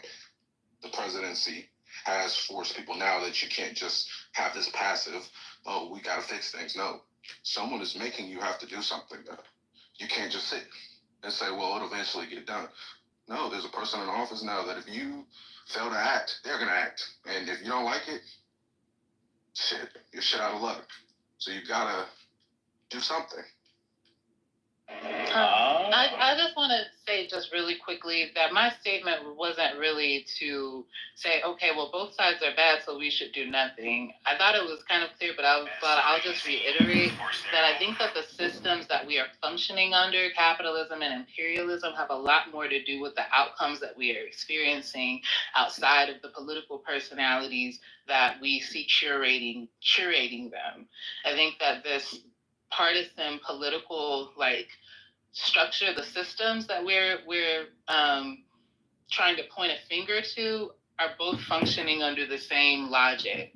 And so I think that if we're not talking about that logic and how it plays out, then we're just going to constantly be in the same conversation. The idea that Trump is pushing people to action, well, so did Ronald Reagan.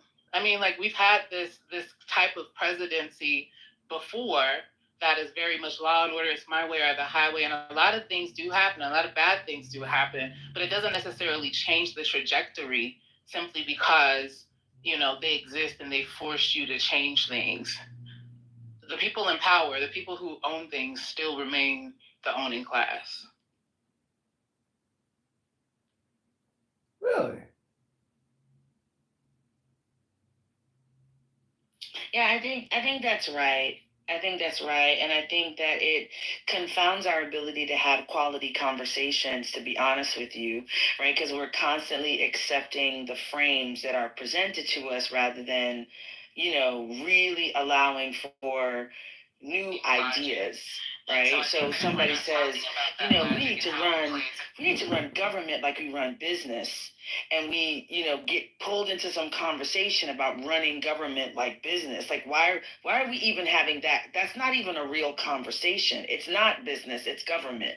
Oh, different word, different thing. These frames, because competitive frame. That's how we've been socialized to interact with these problems. And so, to your point, how it invariably it goes to, well, see, Kamala should have done this and Trump should have done that. It reduces to the frames that we're comfortable with, and it is difficult, and it is important to name the difficulty of really pushing outside of the frames that we are being, it's something we haven't really lifted up so far, I've heard, is this idea that we're also being mainlined propaganda, in our bloodstreams through our phones that are in our pockets. So I guess I kind of struggle with this idea of looking to history to say, what lessons can we learn from history, but then also looking forward as to how is this time different than other times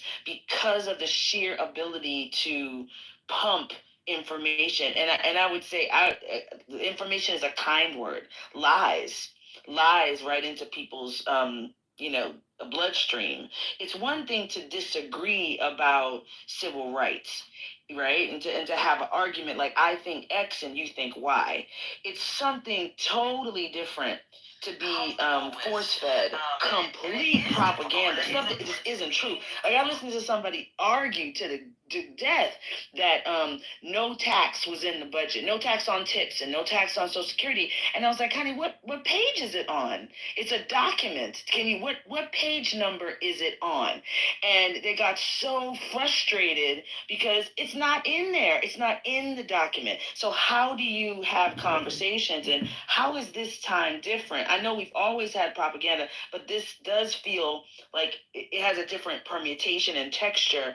And I think that is really, that kind of makes it difficult to know, like, what is the best way to move forward.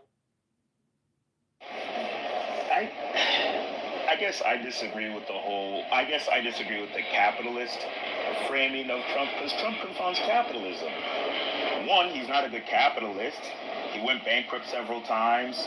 He's underperformed the indexes like the S&P his entire career. He was found guilty of frauds and scams. I mean, the guy is not very good at making money. Number one. Better than you, motherfucker. Number two, Trump's He's actions, not good. I mean, even with the whole tariffs thing, that killed him. It sent us into correction territory. Trump's actions are spooking the market, right? The other thing is, too, his COVID policies were awful, right? We saw in March 2020, the market crashed precipitously. He lost 3 million jobs. Trump is not good for capitalism. I think, and, if we look at what Elon is doing as a play to make more money, I think we'll miss the bigger concern, which is, maybe it's some white supremacist project. Maybe it's a power grab to create a crony fascism, crony capitalism, whatever. But I think if we look at this as a class thing, we're going to miss the bigger project, which is essentially to turn the United States into a dictatorship. And I think that aim is Trump and Elon are willing to lose money to accomplish that. So I don't think it's about capitalism at all. Well, I think there's a difference between the pure capitalism and the story of capitalism that we operate under in America, and that the average American has about what works and their capacity to actually be rich, and what the moving parts are and what the opportunities are. I think there's a story of capitalism that Trump fits to a T, right? Gold toilet and all. That is attractive, and it's not attractive to us in this room, but it is attractive to a percentage of the population. And so how do you tackle that story when the facts, the undergirding facts are so they're diametrically, there's like no truth in there. I think that does create a different problem than we've seen in. I agree with that. Go ahead. I have to disagree with you a little, Yakuba, about the market thing. It's inevitable. And I've said this before, that's kind of one of the things I felt with Kamala. It didn't matter to me who won the election. The market, to me, was going to correct regardless. So I just don't think you can run these things unsustainably. But I don't want to digress. Yeah, I think that's a good point. I mean, but I'd say with the Biden thing, right, in 2022, the yield curve inverted, and it was like, oh, there's going to be a recession, and then, it never came. But it happens after the de-inversion, but yeah. Right, no, it's supposed to happen within 18 months after the inversion, and within after 18 months it inverts. Exactly, that's what I'm saying. Yeah, I know. But yeah, thanks for the correction there. Yeah, it's supposed to happen within 18 months after the inversion, and it didn't happen, right? And so people have been kind of predicting one. But I think the recent market correction we've seen has been more a result of tariffs, specifically tariffs, as opposed to general concerns about reinflation. Right, but so there's a thing going on in Kugla in the bond market, particularly international bidding. So the problem that you're talking about is hold on just a second before we get into economics. Like I said, there's a few interests I have, and I don't mean to call you two out, but before we get into analyzing bond markets and how we best invest, there's a gross misunderstanding to think that you're a capitalist or not if you make high yields, right? High ROI. Capitalism is just about like private ownership of the means of production, right? Most simplistically, and corporations and all the jazz around it, you know, it's just about private ownership of the means of production and having title and deed beyond that which you're using. And that's the most basic thing. And then how you do it and do it in different ways. Trump is a capitalist. He owns things that he doesn't utilize, buildings, companies, titles to his names, shitty state companies that go bankrupt, casinos that fail. So, you know, he's done a whole bunch of different things. Elon's a capitalist. Pretty much everybody here is probably some form of capitalist because we exist in a capitalist country. Even if you're international, right, there's a handful of countries that claim not to be capitalist, and mostly they use the tools of capitalism. So, you know, that's the water we swim in. You can like it, hate it, try and change it, but, you know, to say, like, Trump's not a capitalist would be like saying he's also not a human. Like, you know, I don't like the dude, but he's a human capitalist. I think. But to ground this really quick, and then let me pass it off to you, Malik. I think there's a point that I heard Denise and a couple other people making that I really resonate with, which is just, I think there is actually something very attractive about having the resources to do whatever you want. There's something very attractive about being able to be where you want in the world, to have people listen to you when you call, to being able to have whatever type of toilet you want, but certainly running water, to never have to worry about your health care, to be able to choose to leave your job or whatever you do at any moment, and to know that people will just respect you and your humanity, like, irregardless if they know you or not. That's something I think that's probably actually attractive to everybody in this room. And I think when we look at Trump, I think honestly, the whole golden toilets, I think there's a lot of people in this room that Denise, I think this is where you and I might disagree. I think almost everybody in this room would like to be really wealthy. And I think that I think maybe even you and I would like to be a lot more wealthy than I am right now. I would never buy a golden toilet, but I'd have like the best, fanciest Japanese bidet I could afford because I love them. So, you know, like I would do all sorts of like things. Japanese bidets. With my money, I would support family that need it. I would probably try and create organizations to do some sort of change. And I'd probably be tainted by having all that money and do different things that I didn't think of right now. And so I think it's complicated to say that. And I think this is one thing I try and, if y'all want somebody who's really interesting, the person goes by ContraPoints on YouTube, has the most brilliant video essay I've ever seen on envy, and using examples like Kardashians and Alpha Aware, but through this very philosophical, political lens, and breaks down how it changes how we think and talk about things, and even how we somehow like give power to, somebody brought this up earlier, like the media is so in the bag for Trump. Like CNN was making record profits. All the major news networks were making out like gangbusters.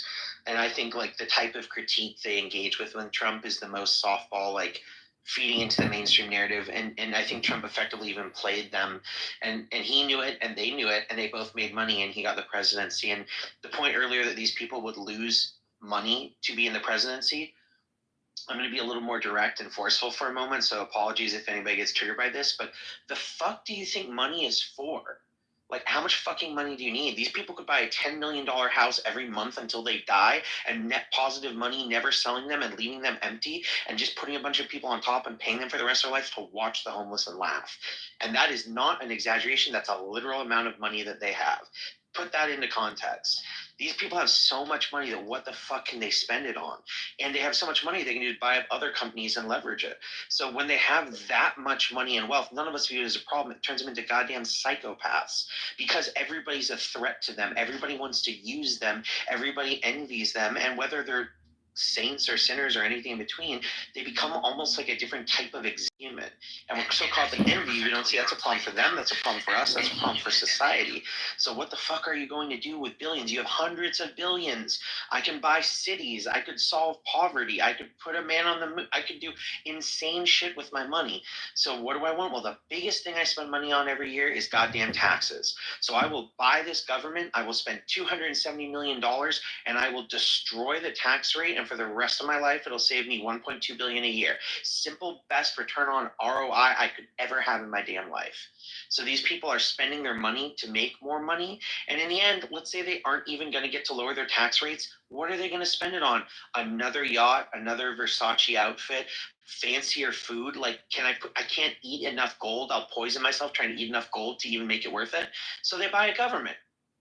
They buy power, they buy fame, they buy newspapers, they buy space companies, they make meme things so that they can be in everybody's constant culture. They develop and become TV producers and entertainers. They buy media outlets, they buy politicians, they buy every form of power so they're ubiquitous and everywhere. And when everything is for sale, you know, you can buy anything. And when you can buy anything, everything can fall for it. And that's what these people have done. So it's just simple. And, you know, I think everything I said is factually accurate and would be silly to deny. But yeah, just, you know, food for thought. Tossing it back. I mean, I think what you're saying is rational. But Elon's lost $200 billion so far, right? Like, I think it's about more than money for these folks. To your point about like they've gone psychotic. Yeah, when you're psychotic, sometimes you don't do what's rational, what makes sense. What would be rational is to make more money with your political power. But maybe instead of getting more money, instead of buying a painting or a yacht, you decide to buy a country. You decide to, you know, say immigration from South Africa is perfectly fine, but other parts of Africa is terrible. You decide that firing people is fun. Who knows? Could just be like a field trip for the guy. But I think this is about more than money. Yeah, but you might not necessarily have the same field of vision that these people do. You know, if you take the Elon Musk example, okay, Tesla's going down now. He has long-term interests in China and other countries. So if their vision ultimately comes to pass, where you have China can rule their region, Russia can rule their region, and the US can rule their region, maybe that's ultimately the best thing for his business interests. You know what I mean? So that's I possible. think just to take a narrow perspective and say that they're not fulfilling their own ends, it seems short.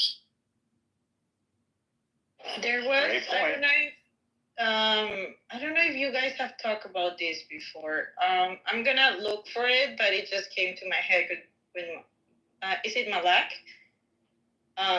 When she was mentioning, it's kind of like, oh yeah, you can say it. Yeah, it is. Oh, okay. There is an actual movement connected to. Okay, I'm gonna Google. Sorry.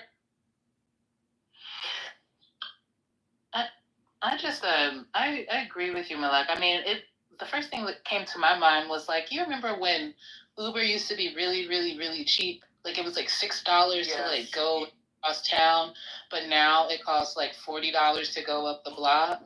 Their marketing strategy was that they built their name, they flooded the market, so now there are no taxis. They own the market, and so the losses that they had in the beginning, I mean, they still might be under. I'm not an economist by any, but they've kind of flooded the market. Their only competitor is Lyft, and so it just kind of seems clear to me that Tesla losing money currently versus him having access to billion-dollar government contracts unchecked just won't really balance out in terms of the loss versus the profit and possibilities within a 4-year term and possibly longer than that. You know, who knows? But I agree with you also, Briar, that they own so much and they can own politicians. And so the conversation that we're having is very much not about either one.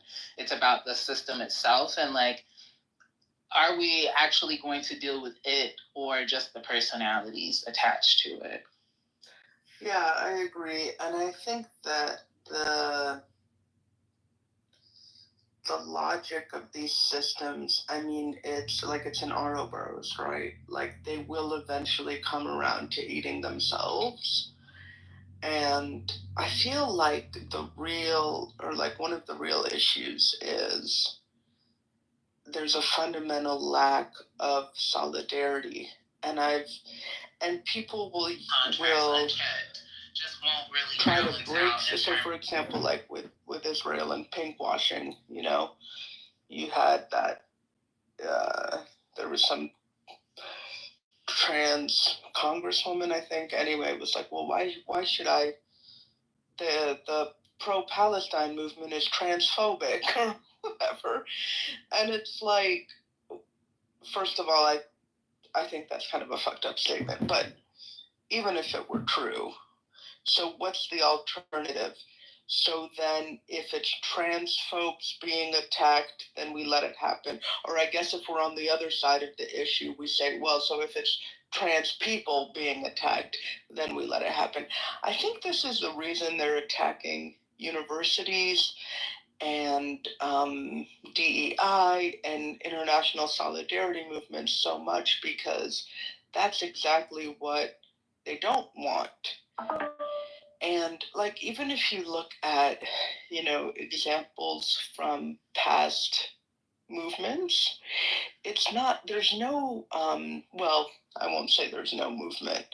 I mean, it obviously in South Africa, I guess they brought down the apartheid regime, but a lot of movements, it's not necessarily like they brought the whole government down or whatever, but there's a lot of undermining you can do, even if it were true, of an unjust alternative, just by practicing solidarity among, or I guess if we're on the people around you, and also the people that are being attacked by this. Because the other thing is, if we're waiting for enough people, like if the thing that's going to get everyone out in the streets is everyone starts getting attacked, or like the majority, quote unquote, like I just don't think that's going to happen. And they're always going to pick a small group, or they're always going to find a way to label a group. So for example, it's illegals. No, it's people who are here illegally, but they're criminals. Well, it could be citizens if they're criminals. Like, we trust these people to tell us who the criminals are. And then people say, I have nothing to do with that. That's not me. And they say, oh, you're such a fucking liar, And then the rest of us are supposed to throw up our hands like, well, I guess the government knows what they're doing or whatever. Well, it's not me. And it's not you, and it's not you, and it's not you. And that's how they do everything. So people have said, like, oh, the only way we're gonna, fight this is all these people have to get out in the street and whatever. If that kind of broad-based coalition were to ever happen, it would have to be a bunch of people being in solidarity with people that their shit doesn't affect you at all, and you probably don't even like them. You know what I'm saying? So, but this is like what we don't have, and in the places where it is being practiced, like that's exactly what's getting attacked. Now, like, I think this is the part of why, like, I really started the kind of room in the beginning is, so let's take Elon Musk as a case study. This guy all of a sudden starts coming down. He goes from posting on his website, trans rights are humans' rights. I will always stand with the LGBT community. And if you don't like it, you cannot buy a fucking Tesla. Like, that was quoting Elon Musk 7 years ago. What the fuck happened to him saying you can buy another car? I don't give a shit. I will stand with queer people. That's who Tesla is, to what the man is today. Didn't his son hold on just a second. He came from California. Let me just say this super briefly. I don't think he changed. I think the political climate changed. And I think he's a fucking slimy sleazeball who's going to say and do whatever will get in my head. So let me build to their Malik. He took it. Let me at least build to their Malik, right? So he came to California, ingratiated himself with the left, where left-wing people were buying electric cars, and people where y'all remember icing, when people would take like gas cars, and there's this thing where you can like kind of screw up the engine, where if you rub it, it'll smoke. So they do this in front of like Priuses and Teslas everywhere, and they were vandalizing Tesla plants and all this stuff. And he came here to Fremont, California, got subsidies to take over old buildings, bought solar companies and all these left-wing progressive things, still is located out here. I had 3 roommates that were some of the first employees at Tesla. They talked about how progressive and they were going to solve climate change. He tried to link it in and sell it to the right-wingers that, hey, I'm just being smart. And inevitably, electrons are cheaper than gas over the longevity of things, and sold it, right? And then he sued the company to try and say he was the founder because Elon Musk didn't found Tesla. He bought it with money from selling his, financial exchange stuff. And so after doing that, he took his money, bought Tesla, sued the founders, took over the title of claiming that he found Tesla, all facts, bought a plant from Toyota that wasn't working in Fremont, leveraged the incredible brilliance of all the progressive schools and everything else. And then after all of this, what does he do? Well, then he decides that the tax rates are now too high because now he's a billionaire and he's going to start meme companies and all these things. And he starts getting social status, hanging out with celebrities, has facial reconstructive surgery, gets hair plugs, hanging out with other rich people, notices there's a shift to the right, notices the left-wing people are just, you have no idea in the Bay Area how many Teslas. I can't tell you how many times I'm driving. Surgery. Right. Yeah. And then all this stuff goes on, and then all of a sudden the tax rates are too high. He's a billionaire. See, this is the thing that most people haven't done the type of deep analysis on why rich people are so anti-tax. It's because for a person like him, even if he only pays a 3 to 10% effective tax rate, that's the number one thing he's spending money on. It's not his housing. He has billions. He doesn't need to buy a house. He literally had a house that was so big in Hillsborough, right? I can look at it from my bedroom window. It is so big he couldn't sell it for 2 years because nobody has enough money to even buy it. It sat on the market without a seller because it was so fucking expensive for a while. Nobody wanted to buy it because it was like a liability in the city. This guy had more money than God, and he didn't even need it. He was like, oh, I sleep on a bedroom house. Why? Because he can go anywhere he wants. He can stay in any hotel anywhere. He's screwing all these random women, hooking up with celebrities, going on yachts with all these people. And then all of a sudden, that tax thing really annoyed him. And his class of people weren't any longer there. He was in a different class. He needed exclusivity. He needed to be included. He needed to influence politics. And it became advantageous for him to shift to the right, just like Jeff Bezos, just like others. And there was a cultural shift where tech bros were making a shift to the right. And these people don't have principles or values. They want power. And if power comes from espousing that trans people are humans and they're going to stand with it, he'll do that. And if Disney can make, from Disney proudly affirming trans people and including trans characters, now they, quote, have the first openly Christian person in Disney history, as if everybody wasn't a fucking Christian, right? And all of a sudden they delete episodes with black people and people of color, and they drop an entire trans issue that they'd already filmed of one of the cartoons. It's not standing for anything. It's just wealth. And the rainbow capitalism is very profitable. So in the end, what happens? These people buy a government, and the first thing they do, gut the IRS. Check the article today that according to the IRS, with a Trump executive running it, they will lose $500 billion this year from lack of enforcement because they can't tax and go after rich people, and they've stripped so many people, and they've changed their directives of who they're enforcing. So the IRS will bring in $500 billion less. They've eliminated the Foreign Corrupt Powers Act. So Elon Musk tried to have a coup in Latin America, got slapped down, had trouble buying off executives. Now he can bribe anybody. There's no law against it anymore. Oh, by the way, the law against anti-corruption laws in the United States, the new director of the FBI and the head of his law enforcement said they will no longer enforce federal corruption charges. Therefore, multinationals can engage however they want financially. So they go in there, and you're wondering what they bribed. They pay to not enforce the laws, to gut the IRS. He now has his Doge cronies going into everybody's documents and using personal computers with zero accountability. Even according to the experts that are there was no accountability, there's no tracing. These are networks they're not allowed to plug anything into. And they were just grabbing their laptops and hooking them up to. They've extracted all that data. Breyer. 19-year-old boy. Excuse me, it's all Breyer. Breathe. Yeah. Please, breathe. Okay? My friend, breathe. No worries. You're talking really We're fast. Okay? We're with you, Okay, I need to go. I've been here like for 4 hours. So if you want to mod somebody, who's having Will do.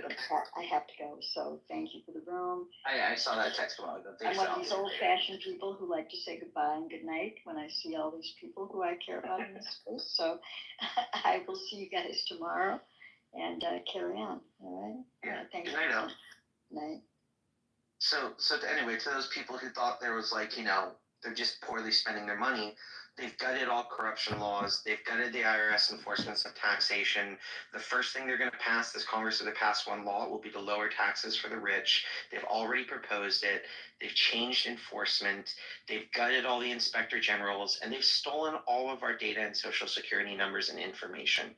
And they're blacklisting people, who are opposing them. So this is a good return on investment for them.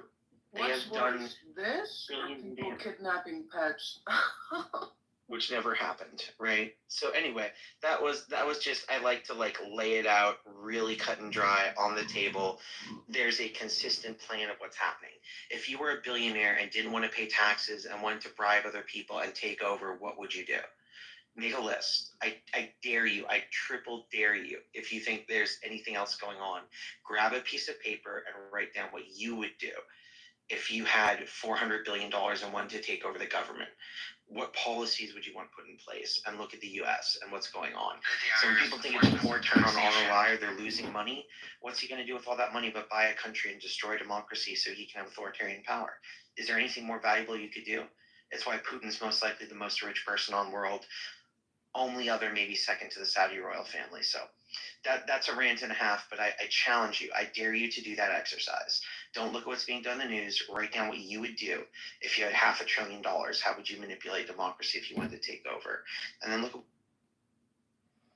I have to say, I wouldn't want to take over. I would be moisturized, hydrated, well rested. I'd be eating good food. It really it amazes me that you can do anything, and this is what you choose to do. I'm a Well, that's what I think that's the thing. I think I just found the proof that it's more than just about money. Elon has millions, a million times more wealth than most people. Probably even 1 billion times more wealth than most people, right? But he doesn't have 1 million times more days than the average person. He certainly doesn't have 1 billion times more days or seconds than the average person. The tell for me that it's not about money is the fact that he's spending his time on this stuff. If it was just about taxes, Elon didn't need to get involved with the government the last go around when Trump was there, right, to get lower taxes, right? The other thing is too, Democrats cut taxes, right? Obama cut taxes, and I think in his first term. Both parties are willing to cut taxes. Republicans a bit deeper, but both parties cut taxes. I don't think Elon needs to create Doge in order to avoid taxes, right? I mean, he probably already got that once he spent the $276 million helping to rebuild